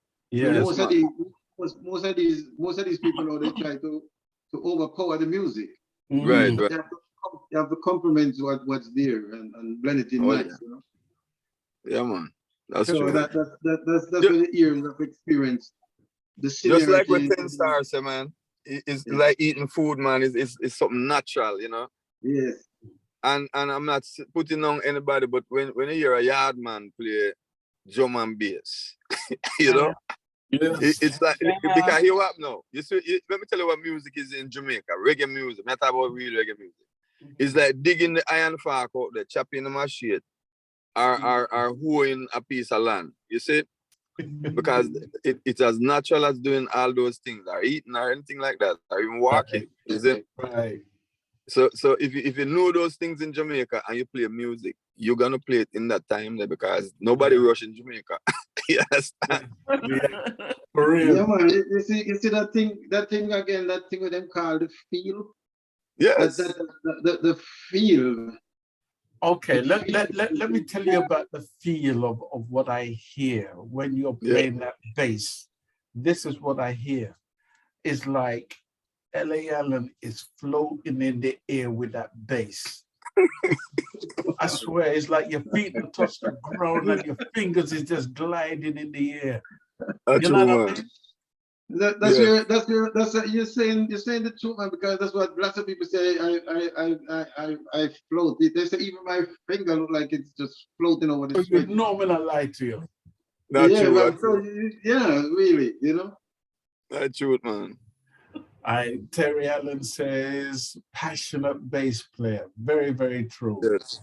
iPhone says I need those music, Rick. All right. Yeah. Who else? These are the real legendary, Terry Ann says. We're gonna come and read some more of these comments as we go along. Terry Ann says, pull up. She was enjoying the vibration, just like I was. You know what I mean? Donna says, lava bass. Oh, that's some seriously hot bass. Big up yourself. Could we be talking about and I don't want to liken you guys to anyone because you guys stand up on your own, but it come like a new like Sly and Robbie kind of bass playing lead guitar duo. You know, it's like not normal anytime you two come in between. Is this just a one-off venture, or can we expect more of this? Yes, man. This is just the beginning, you see. I mean, we've been doing music long before this album here because, you know, some of those songs with Jahsmin and all that, you know, we collaborated together and played instruments. But this is the first thing we put together for ourselves together. Right, right. And it's going to be more. It's going to be more, yeah. Let me hear you say that one more time, because, you know, my hearing is kind of depreciating, you know. It's going to be more, man. It's going to be more. You know why Lindell and I have that band? I'm going to tell you. And all of the guys who we play with back then, we still have that band because we talk to all them guys too, you see? Even if they're not here, we talk to them on the phone. Right. When we used to rent one room, when we were young playing at the very first hotel job we got, we never known about Negril or anything. We just went there to play. And then we got this one room to rent, and they got 2 beds inside there for 6 musicians. Let me tell you. Right. So 3 on one bed and 3 on the other. You see, that's how we live, like brothers coming up through the music from in the 70s, coming right up, you see? Right. So, until we start to go bigger now, and every time we might share two person to one room, you know? So, you know, we've grown a lot over the years, you know? So, coming from grassroots, when everybody was one, we eat out the same pot, we cook the same food, you know? Yeah, so we know each other like that, you know? Right now, I don't run the show for any at all. No, that's true, you know, because I'm a mic hugger. You know me as a mic hugger, so but you know what? Before I do anything. But this is true. But you know what it is? It's just the excitement of hearing your music. You know what I mean? We could talk all day about you guys. It's how the music makes you feel like you don't want to stop talking and you don't want to stop playing. You know what I mean? You don't want to. But you know what? I respect the fact that each of you have the love for the instrument that you play. Oh, you definitely. only project that kind of instrumentation if you love your craft, you honed your craft. You and this instrument is one. Yes. So how you play, how you stand up, how you move, you are so fluid with your instrument, which brings about the greatness that comes out. You know what I mean? And then, and then it's the friendship and the respect that you have for each other. There is not a lot of people like that, as you know. There is not a lot of people like that. It's the friendship and the love of the music, which is needed. Again, it brings you back to the camaraderie, the respect you have for each other. That you is over here and this one is over here, but it's like the two of you are still side by side. That's a beautiful thing. Yes. You give thanks to the technology, you know? Yeah. Yeah. For real. It's a real thing. Just feel like rhythm and send it through. 10 star, I the same energy we feel with 10 star. That's why we call it brother all the time, because I feel that energy. Yeah. 10 star. I know knowing you, Sharon Mango is more love said, you know? Yeah, of course. Yeah. Listen, man, just like you two, we do go that far back. It's literally school days when we were little. And people that we used to listen to growing up that inspired us to do what we do, we get the opportunity now to speak to you guys and know what your root is. Where you come from. It's kind of like we have the Rick Williams, Ellie Allen friendship. Yes. It's really like that because we talk to each other how many times a day? We hold each other accountable. If I don't hear from him, I have to check him. Yes. Good, you're all right, everything good. You need this, you need that, whatever it is. I'm sure it's the same way with you two, which resonates in your music. Man, that's what friends are. That's what friends are for. That's real friends. That's what friends are for.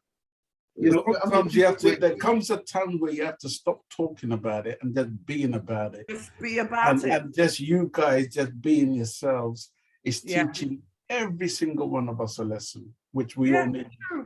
It's true.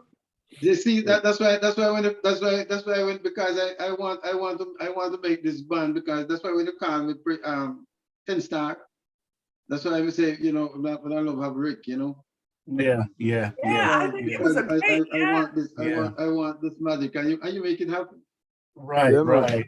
Because initially, and I'll share with everyone, I wanted LA because for the longest while, even when I came off, and I was living in Florida at the time, I wanted to bring LA onto the show, but things had to happen, you know, end abruptly.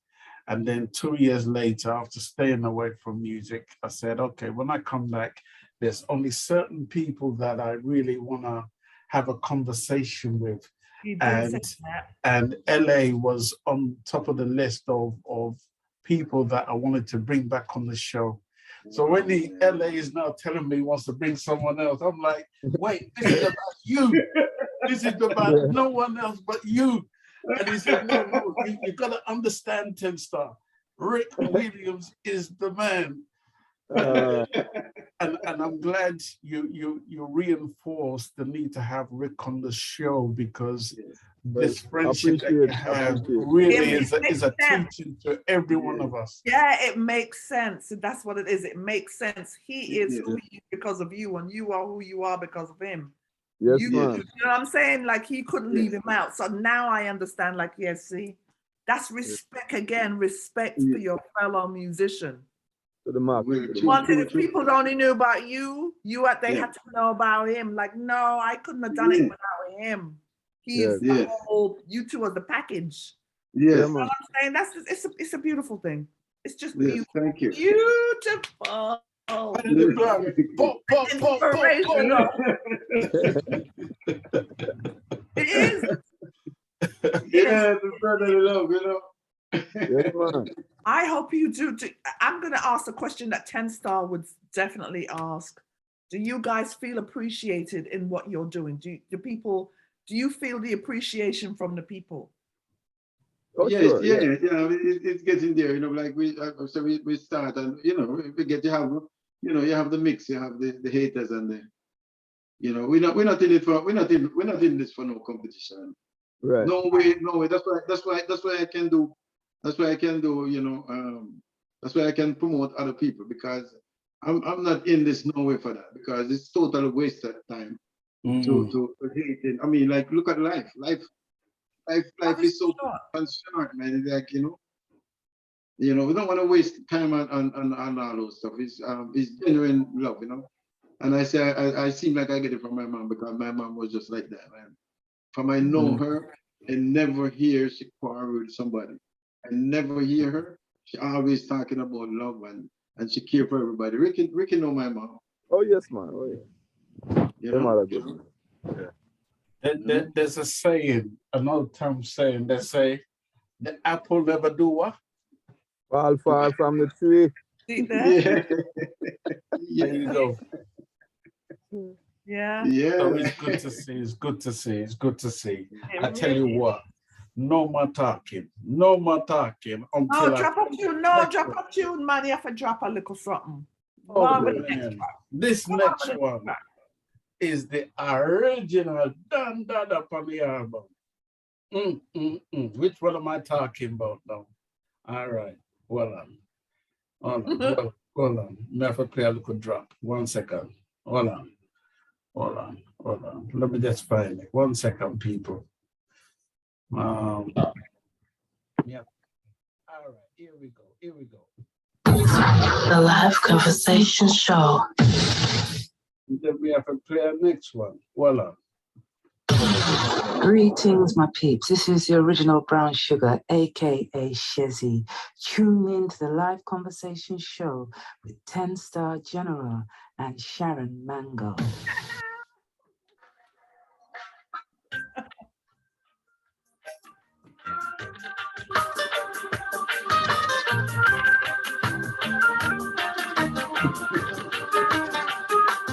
You know, one of the greatest things is since I've been producing, right? And this is something that used to be a problem for me. When I used to listen to music with my producer ear on, I used to separate each instrument. I was never listening to music as one whole package. Right. But lately, I've been trying to get myself back into listening to each individual instrument, but at the same time listening to it as a package. That might sound double Dutch, but it's something that I've had to learn. But this one, take a listen to the bass, and then if you can, take a listen to the lead guitar.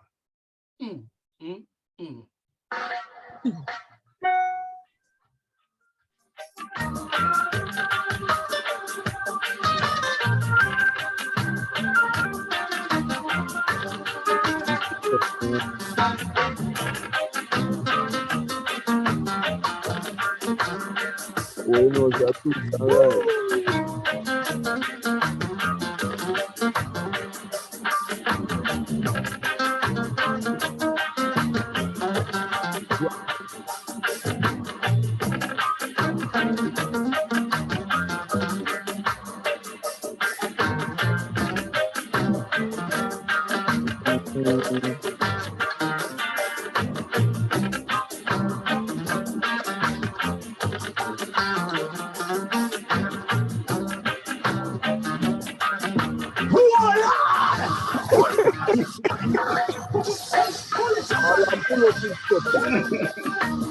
You know I had to pull it up again.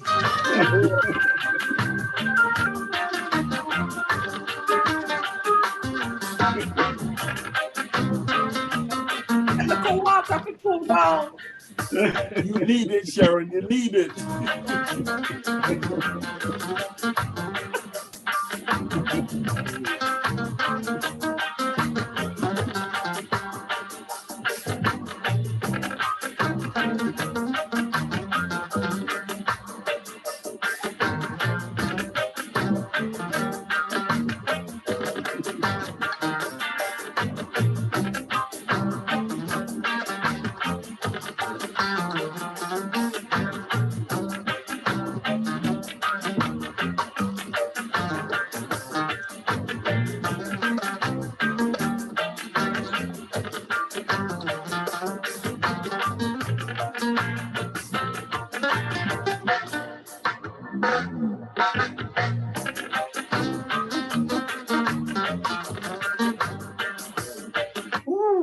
Jesus.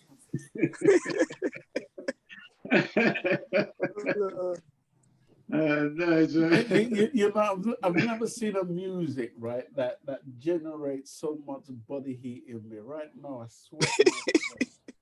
Hey, Ricky, trust me. I like him on the ball head. Yeah, I sweat too.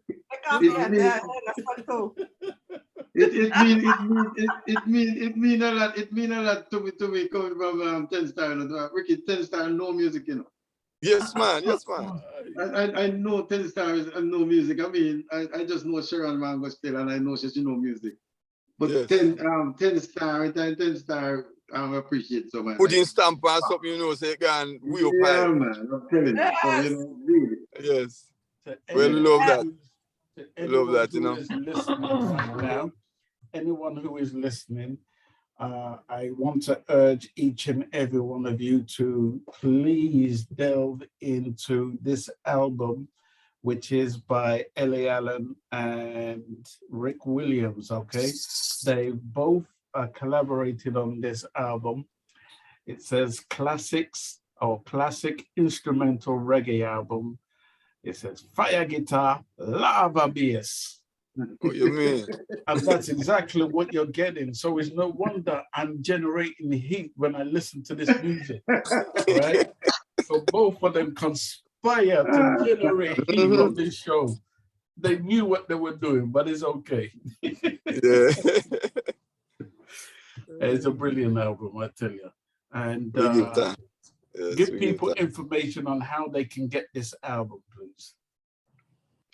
Well, look, you can get it off CD Baby, Mountain Edge, iTunes, Amazon, Spotify. I just Google classic instrumental reggae by Rick Williams and Ellie Allen. Respect to many of our people in the building. We see many names. Which names can you see, Sharon? I'll let you read some names. Some of the names in the building, we can see on here. Donna Ubanas, Evelyn Jermaine. Who else? Oh my, it's not letting me scroll down. There's a good few people in here. Chocolate Dreams, Evelyn Jermaine, Gloria Jemadafe from Nigeria. We have Nigeria in the building. Big up Nigeria in the house. Yes. Big up Sudan in the house too. You know, Sudan people are listening to. Amen. Sudan, Africa representing. Yes, yes. Big up Canada and America. Big up all the people there because I say we appreciate everyone, you know. Right. iPhone. Yes. We got iPhones with just iPhones. Donna, big up Terry-Ann. Jamira Knight, Paul, of course. Paul Francis, that's the drummer. Paul Francis, that's Pablo Ricky. Paul Francis up there? Yeah, man, that's the drummer. Big up Joey. You don't matter where you go in the world, man. We're brothers, you know? Yeah. Right. Big respect to each and everyone who's in the building. We want to give people opportunity, right, to ask any questions to LA or Rick Williams, you know? If you have any questions. Yeah, please do. Any questions, please unmute and speak up. Exactly.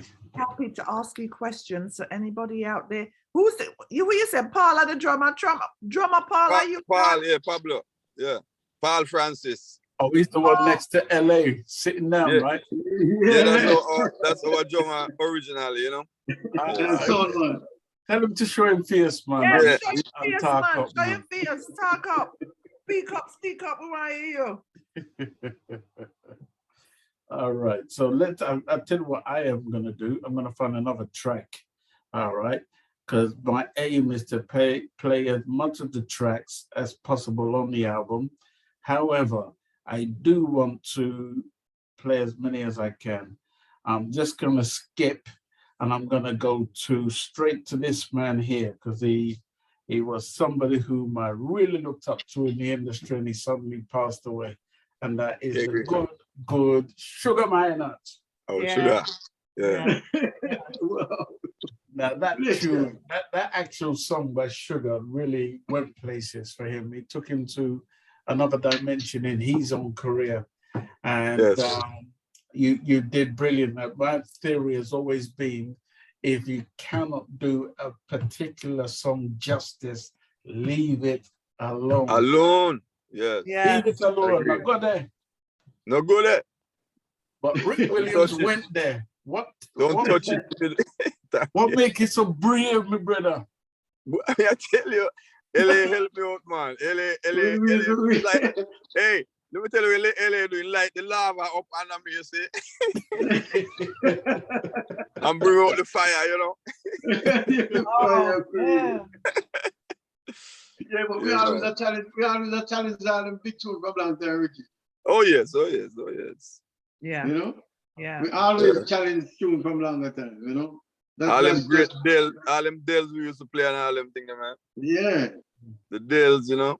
We love the Dells. Oh, wow. Yeah. Oh, the Dells were great. Master Blaster. Dells were amazing. Master Blaster, Sir Duke, all them tunes. Yeah. Oh, Stevie Wonder, yes. Yes. Those are challenges. Those songs are challenges. Yeah, they are. There's a challenge. Yeah. Well, I tell you what, we're going to play some more of that music. We're going to play it right now. We're going to play as many bars as we can. Once again, this is our conversation is with Ellie Allen and Rick Williams. They are our guests. I'm so happy that both of them are on my show today. And I tell you, I'm having a whale of a time. I've been itching. I've had sleepless nights of, man, I wish this show would just come today. Sorry, and you see, that's what music does to me. It makes me say the wrong things. But anyway, my apologies. But take a listen to this. Hold on. All right, here we go. This is. Bear with me, people. Gremlins are chipping, man. Let's see if we can get it going again.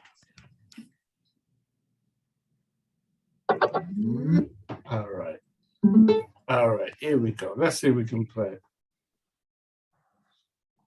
Nope, it's not playing ball. Come on, Chantel, we are today. Come through. It's kicking in. I tell you, it's all the heat that Rick Williams in LA is bringing into the building. I burn up the turntable in LA. Yeah, man. Burn up the, well, don't worry. We'll soon get it going.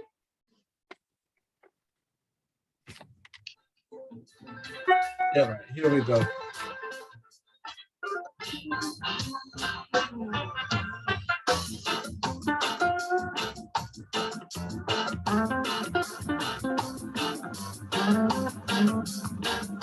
It's important you listen to the bass and you listen to the lead guitar. Man, oh man, oh man. Again, this is like eating my favorite food. Oh, stew peas. And if we can't get the stew peas, we want to see some ackee and saltfish.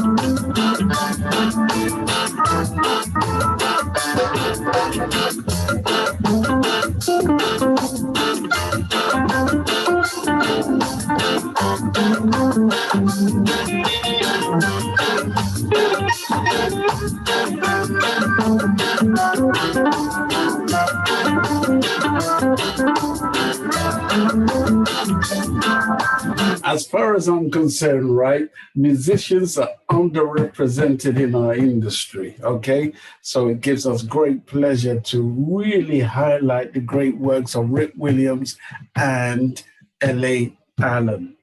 They both go together like smooth flowing water. Like ackee and saltfish, man.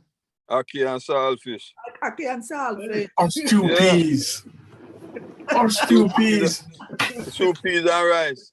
You know it, my brother. You know the deal.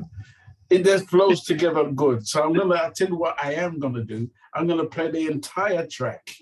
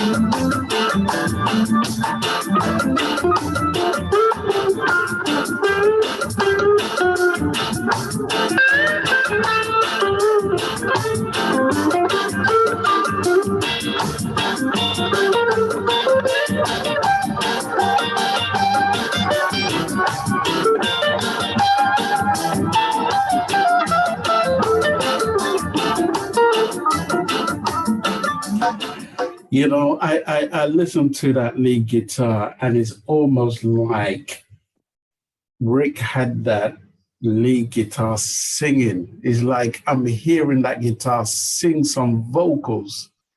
Yes. Am I the only one? I'm not the only one, am I, Sharon? No, you're absolutely right. You said it right. Yes. Yeah, that's one of my favorite songs too, though, you know, like covering it on stage and all of that. I'm like, that was well done. That was well done. Even well done. Yes. Sharon. Respect, you know? Sharon. Yes. You gotta ask Rick. I don't want to ask him. I want you to ask him. Ask him how we get to play that lead guitar so bad. But it's not even that I will tell him same can play that good. Oh, I will tell him say you can do that. That me ask. Hey, you know something? Let me hear a story. I used to when I first started out, my father asked me if I wanted to go see a psychiatrist because he never seen nothing. As I wake up in the morning, I'm gone out into the cane field behind my yard to practice in a Badabi's cane field. Wow. And he had a sugar plum tree inside a cane field there. That's my lunch and breakfast. That's sugar plum there. I don't come back out till night. You understand? Wow. So he always said, he always asked me if I want to go see the psychiatrist because something must be wrong with me because, you know, I'm going in the cane field every day practicing, you know. Funny. Sorry to laugh, man, but that's no, that's funny. Story I've ever heard. Then me ask the right question now. Who tell him same man can play that good? Who tell you say he can do that? Who tell you? Yes. Oh, it's a wonderful. It's wonderful. Like it's on. Let's come to LA and ask him about that bass. Yes. LA Allen. And share with us. It's so funny, Ricky, because I never know that part about you that you're going to cane piece. Man. Yeah, man. You know the cane field behind me out there. Wow, man, because I'm telling you, man, I'm telling you right now, because when I used to go and learn at the guy when I used to get the guitar from, his grandma was so miserable, man. He was, so I have to go down in the cane piece with the guitar. Yes. Look at that. Yeah, because the grandmother, I mean, decided to want to learn it. And the guy wouldn't give me the guitar to go on my yard. So I have to take the guitar and go in and put them cane piece when I back there. Look at that. On the practice. Oh, wow. So I didn't even know that about you, man. Yes, man. We have something in common from birth, man. I'm telling you, man. Wow, man. Yeah. Yeah. When is your birthday? What month are you born under, Ellie Allen? March 18th. Oh, and you, Rick Allen. Rick Allen. You, Williams. Yes. We have January 7th. Oh, age of Aquarius. Okay. And then you a Pisces. Pisces. Right. God bless you. Your mother love you. But January 7th, isn't that Capricorn? Capricorn, yes. Oh, Capricorn. Still age of Aquarius. They said January is age of Aquarius. That's why you was in the Keane field day and night for your father. I say trust me, it was coming. It was coming. And eat too, you know, they get hungry, you know, like you don't right. Should have plum and cane, man, you know. Yeah. Right. Yes. Oh, wow. Yes. Wonderful. Wow. That's why. That's why you two mesh so well together. Your love, like people born under those signs, and when you get to the music, it's nonstop. It's like what they call you now. They would call you the mad scientist. The tour owner was the mad scientist, just creating the juices. And like Einstein, and I couldn't stop. It just kept going. Now I understand. Yes. And it's funny. And it's funny that the music even gets stronger now to us. You know, like exactly. Yes. Exactly. Wow. So I know that music is my personal legend. Oh, yes. That's why when you flow, you're both what? He's Capricorn. So you Pisces, you flow. That's why you flow with your bass. Yes. Your bass is you. That's what it is. See? Now you know what it is. That is your calling. That is what it is. I give the Almighty thanks for leading. Oh, with your bass. I give the Most High thanks for leading us to music, you know. Yes. Yes. Yes. And then I start remember there's a little song in school they always say, music alone shall live, never shall die. Right. Yes, for real. Yeah, so you know. Very true. Very, very, very true. It is the universal language. And it doesn't matter what is going on in this world. The one thing that calms us or makes us human is love and music. And you love your music. You see what I'm saying? The one thing that conquers all is love. And love is music because it's what the feeling is projected into the music. So yeah. Okay, I'll tell you what Rick reminded me of just now. I just had a flashback. And Rick reminds me of a group that made a huge impression on me back in the, I think, late 60s, early 70s. And they go by the name of The Shadows. The Shadows. The Shadows. They used to play with Cliff Richard. Is that Glory Bid? Yeah, I can't even remember one of their songs they did, but that man played the guitar just like I hear Rick Williams plays his lead guitar. And he brought that memory back. Go Google it. Shadows. Shadows, I will, yes. Shadows. Yeah, man, they were the best back in those days. Yeah, I remember. Yeah. So let's play one more track, all right? Yes.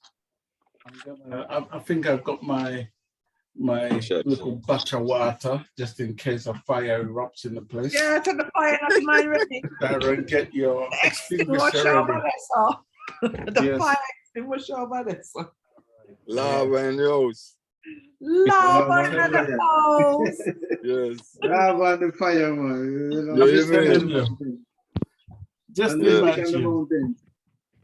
Just imagine, right? And it's no wonder, and it just twigged on me when I said it the first time round, right?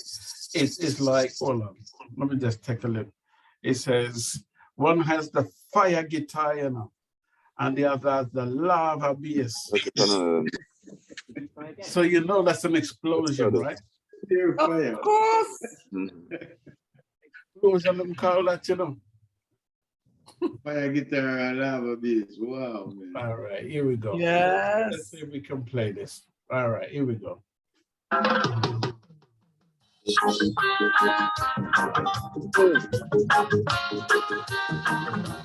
Another one of my favorites.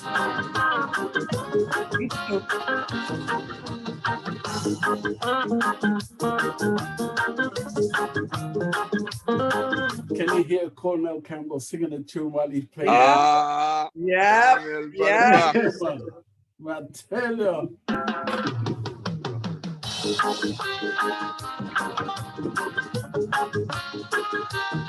And look how Ellie Allen just floating with that bass guitar.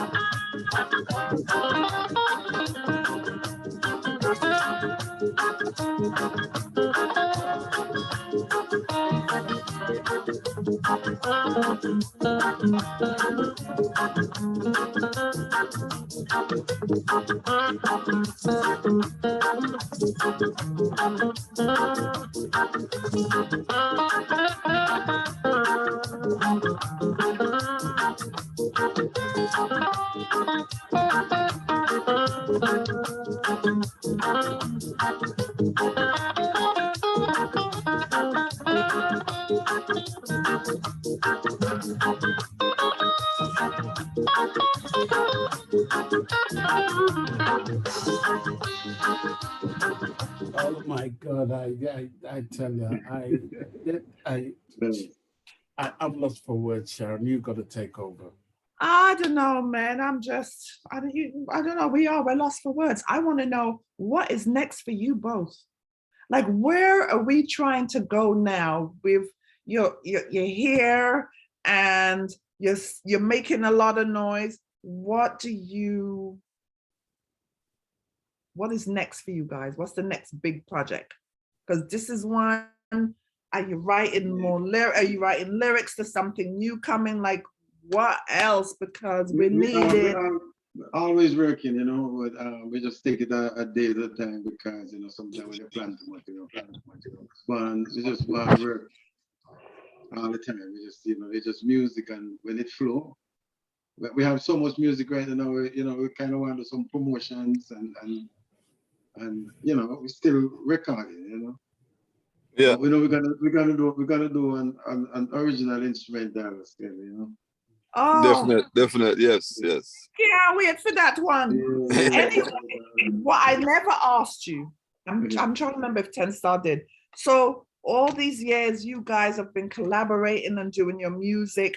You guys look like you got an understanding of how this music business goes. Was there a time in your lives where, you know, you felt people may have been taking advantage of you, or, for lack of a better word, like you didn't know how things go, you just love to play your music? When did your understanding of how the business works, when did that happen for you guys? You know, time and experience is time, but you know, you get in a lot of they take a lot of advantage, and that's what bring the revolution. Make you have to branch out and do our thing, you know. Precisely. So yeah, because there's a lot of advantage, you know. People care about you, you know. Mm-hmm. We were in the dark for a long time, yes. Yeah, the instrument, the guys that who play the instrument always get look over and yes. You know, less pay on those things, you know. Yes. Yeah. So you know, so that's what bring the revolution. That's why we have to do our own thing, you know. Yes, definitely. Right, that's what I see. Like it looks like you guys now have an understanding.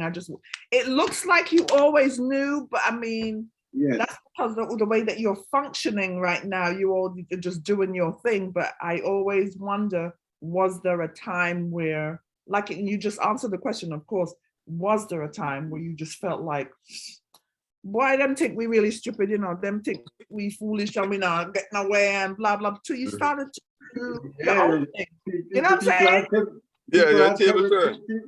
People tell me that too. I can't remember a guy tell me that, you know.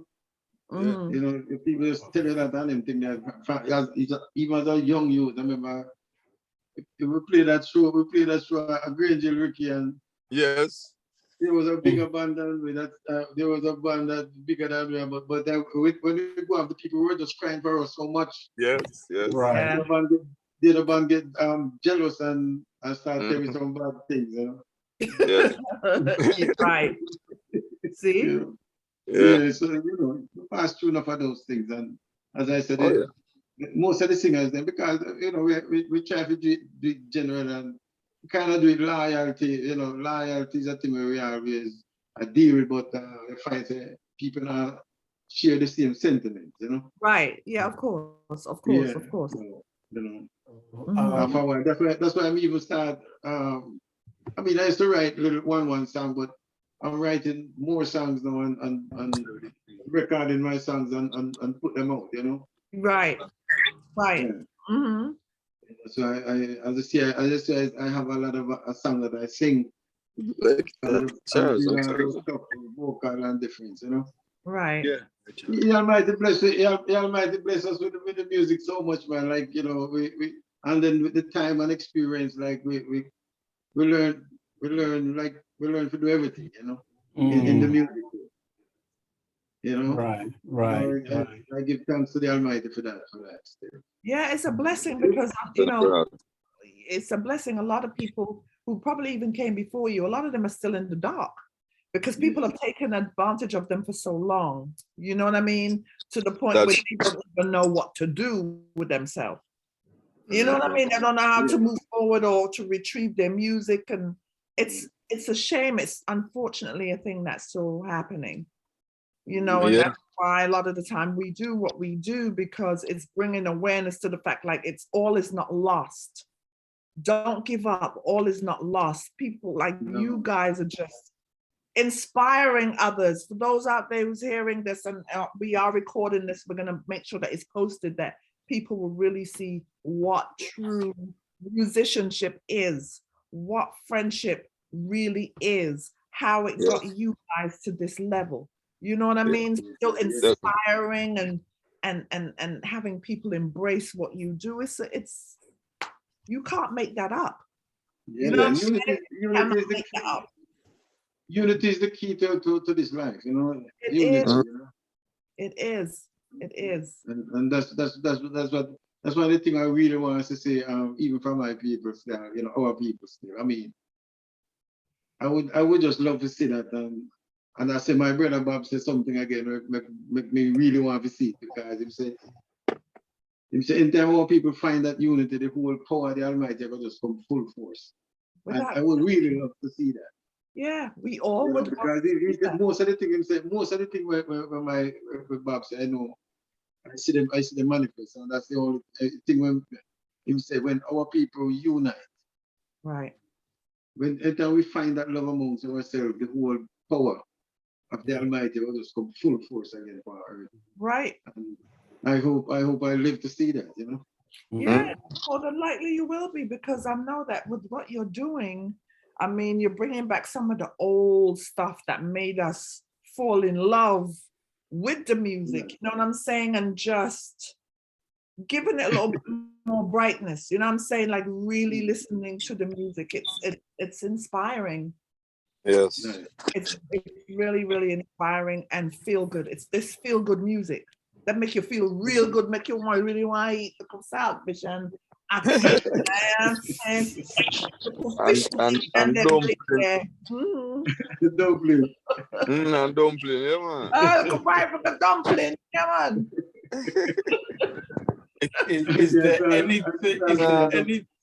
Is there anything that we haven't said that LA Allen wants to get off his chest? Off my chest? Yeah. Anything you want to say to anyone out there that you've been burning to say that you haven't said already? Anything you want to say before we round up? Well, you know, I just want to give the people that will support people like you, Sharon Mango, you know, the awareness show, you know, I just want to give big thanks and praises for that. And we appreciate the support, all the people who support our roots and culture and reggae music, you know. I just want to say give thanks to all the sound man them who spread the music, everyone who play our music, all the fans, you know, yeah, there's some people I want to big up. I want to big up my brother, Darling, Fire Stick, you know, for Fire Stick. I want to big up my family, you know. I want to big up the mother of my children, Maisie, Terry and Kevin, Kisuria, Jufu, Carla, Jamil, you know, a twin and Katashi. I want to big up Donna. I want to big up Nina Rasta, the writer. Big up yourself, Nina, you know. And the singers and all players of instruments out there. Just remember, don't get in the world and lose your soul. Keep the love of the Most High, you know, in your heart and mind and soul. Yes. Yes. You know, and start cherish the music. Treat it better. Treat reggae music with respect. You know. Remember, there is youth and generation coming after you who would like to come and enjoy it. So just treat it with respect. You know. Nice. I'm eager to hear from Terry Allen. Terry Allen, if you would, unmute yourself, please. Terry Ann Allen, unmute yourself if you would, please. Because I want to ask you a question live on the show. Terry, can you hear me? Yes, I can. Yeah. Yep. All right. It's a pleasure to have you on the show, and thank you for sharing all your comments, your wonderful comments and stuff. Share your memory of your dad, your musical father, who is such on the road to becoming a real legend. He's one of the cream of the crop out of Canada, the creme de la creme. Share some memories of your father, please. Well, I know when we were in Jamaica and I was attending the Fourt Technical High School, I remember my dad would travel to Canada here. And I believe one day I came home and my mom said, "Oh, Terry Ann, you know, you guys got your visa." And what I respect about my dad is that he has his one bass guitar. And I remember he sold that bass guitar to purchase me and my brother plane ticket to come to Canada. So that was, you know, I greatly appreciate, because I know that he had a love for his guitar, for his bass. And to see he sold that one bass guitar to pay for our plane ticket to get here. I have to respect that man. And I give God thanks for him. And I thank you all for, you know, just allowing him to be here, just to, you know, show his passion for his music. Truly, he does have a passion for, you know, the music. And Rick, I never met you before, but my dad speaks very highly of you. Yes, respect. Oh, thank you. Rick. Yes. Wow. Rick. Yes. Rick. Yep. Ooh, you and LA go together like water, man, flowing water. Yes, man. You've taught every one of us a lesson, and all those who will be watching this years to come, you'll teach everyone a lesson about what real friendship, unity, brothership is all about. I remember a time, and I go back to the 60s, but I want to share a time where I was growing up as a young kid back in the 70s, and we were all our brothers' keepers. and you are carrying on that legacy today. So I applaud both of you. Share some memories, man. We want to give USA. Yes. Talk to us. Yeah, well, you know, I'm coming from as I said, childhood, you know. So it's not just we meet each other recently, you know. We know each other from growing up and we go through the struggle. Your volume is kind of low at the moment again. Yeah, maybe my battery is getting low too. Okay. But we come from shows and we have this one guitar player in the band. His brother used to work at this patty shop. So when we reached there early in the morning, we would knock up the patty shop and he would bring out maybe 2 dozen patty for us to eat. Because we were hungry, walk all the way for about 6 miles, you know. And he would help us out, man. So, you know, we grew together as youths playing the music. And whatever Linda learned, LA learned, he would come to me and say, you know, I've been studying the smoke job scale, you know. And I said, smoke job scale. And he said, yeah. And he said, these are the notes. I'm going to say, all right, I will learn the notes. And if I'm studying, I said, man, I find out this pentatonic thing here, the modes, you know. And he said, what? I'm going to say, yeah.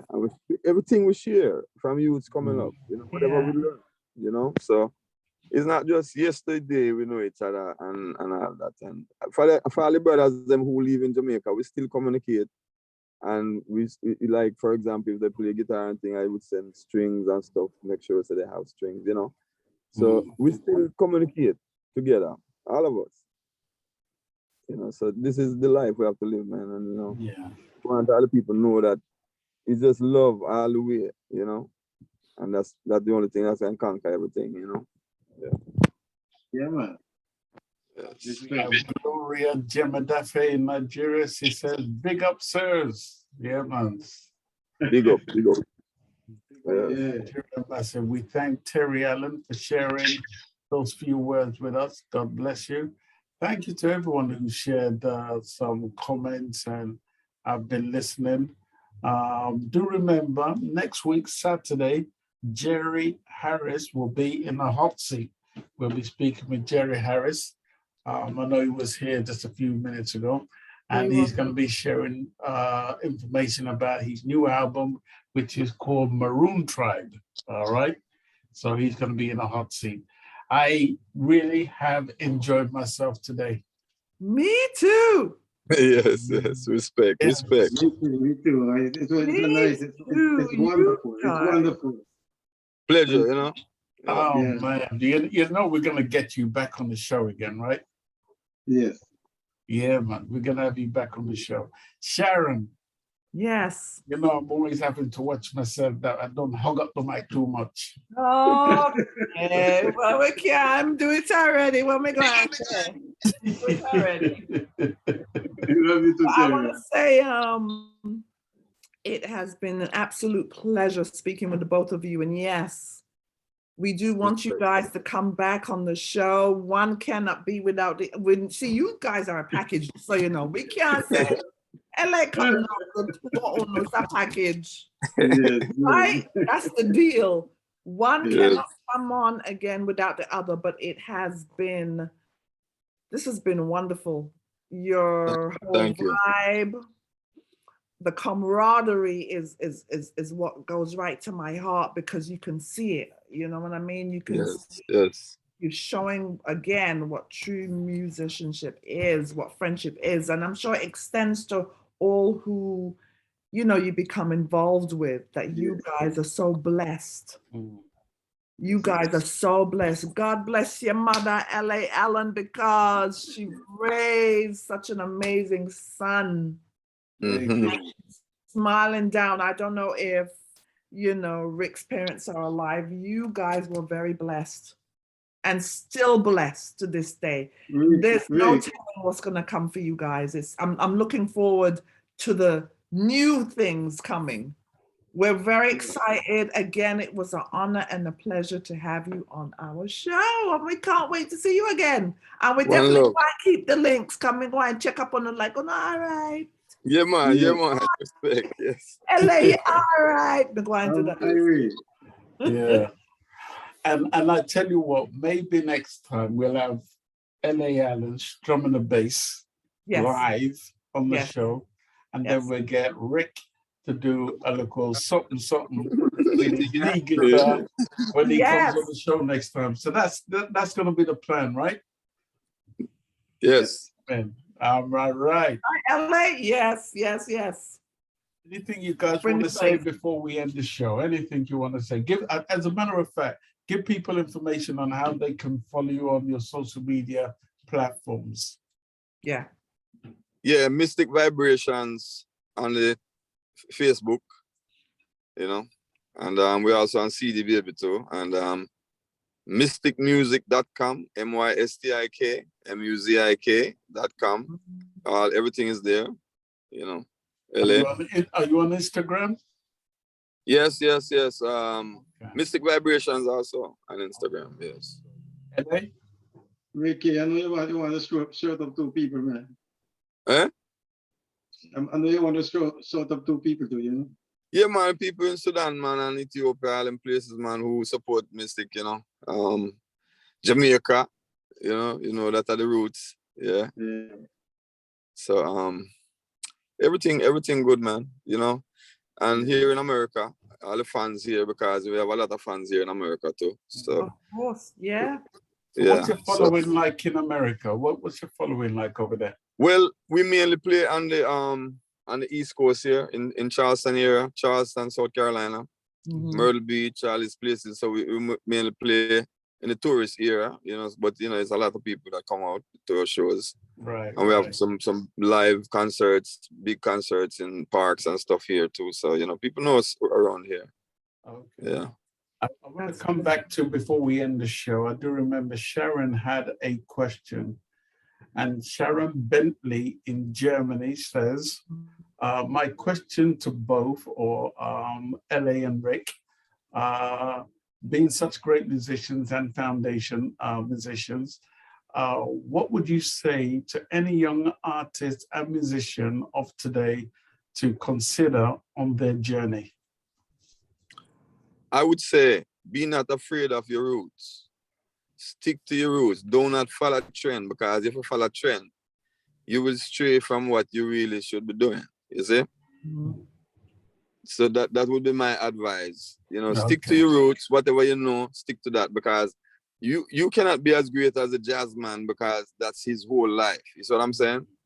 So if you're into jazz, stick to jazz. If you're into R&B, that's your thing.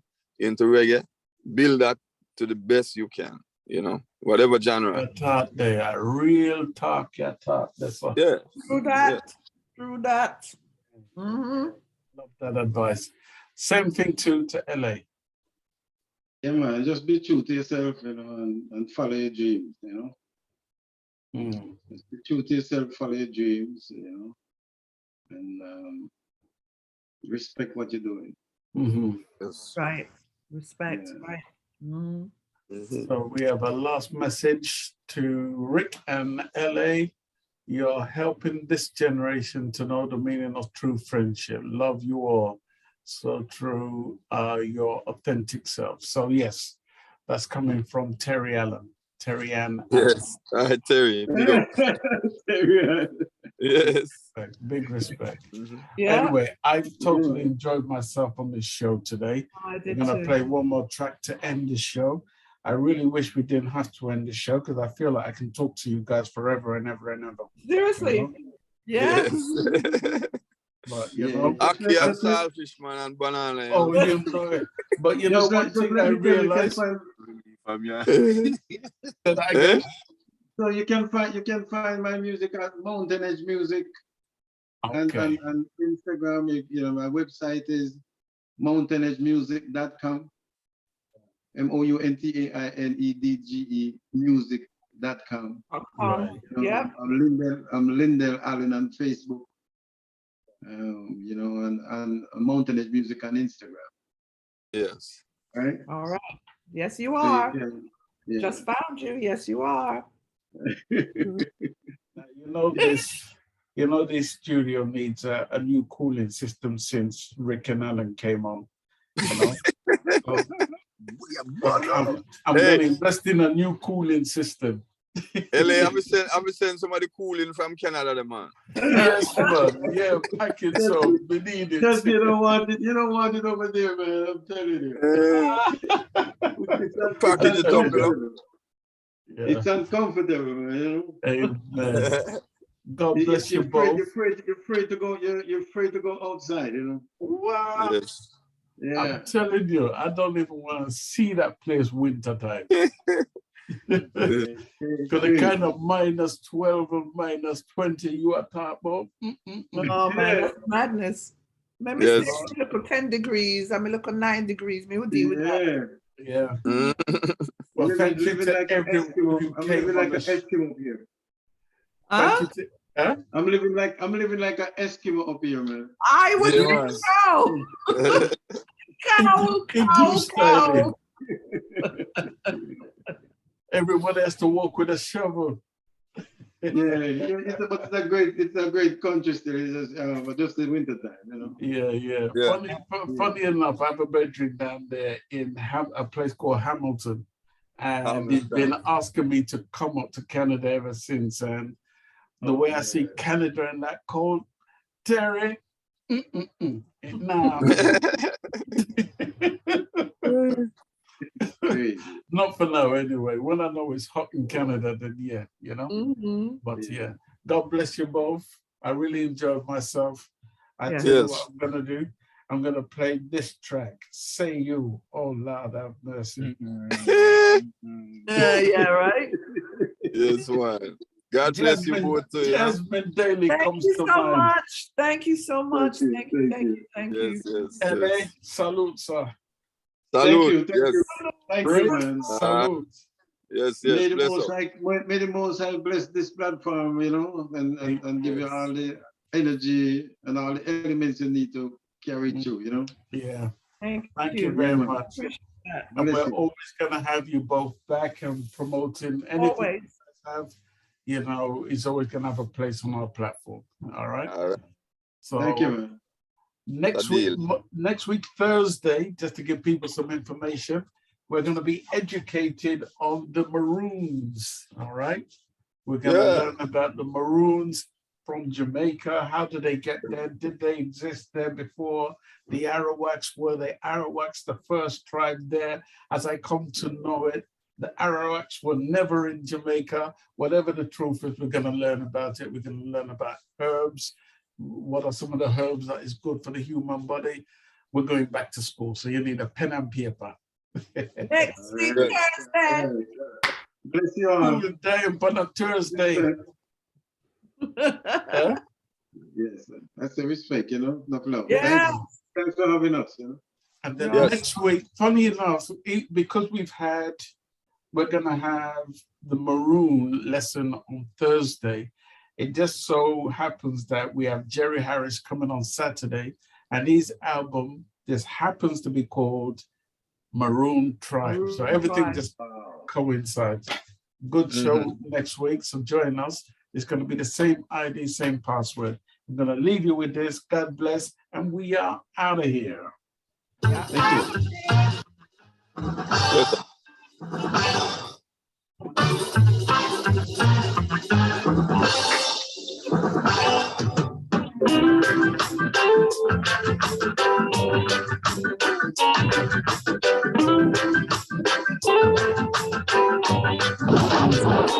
Well, and the 10-star general, I drop them bomb there. Yeah, man. Please, general. Please.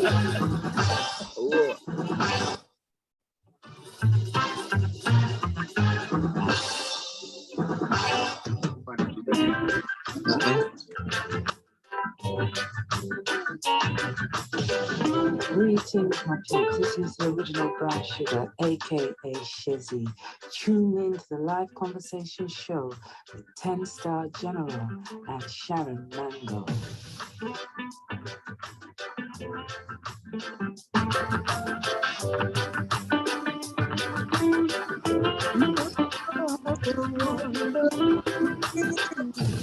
No, I'm Massive and Crew. You're in tune to the original 10-star general, the most modern technical field marshal, immortal intellectual, this jacket that moves the whole wide world and can never die. A global DJ, raising the awareness. They don't see that 10-star general.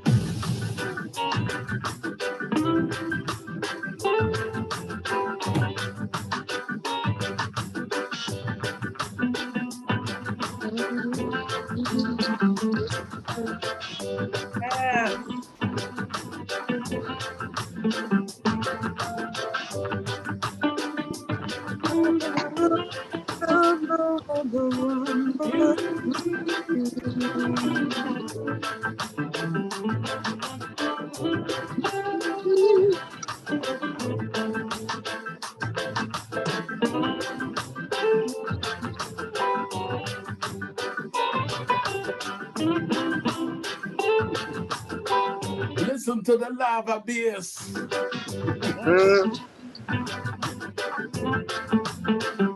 And the fire guitar. Only by heating on the place.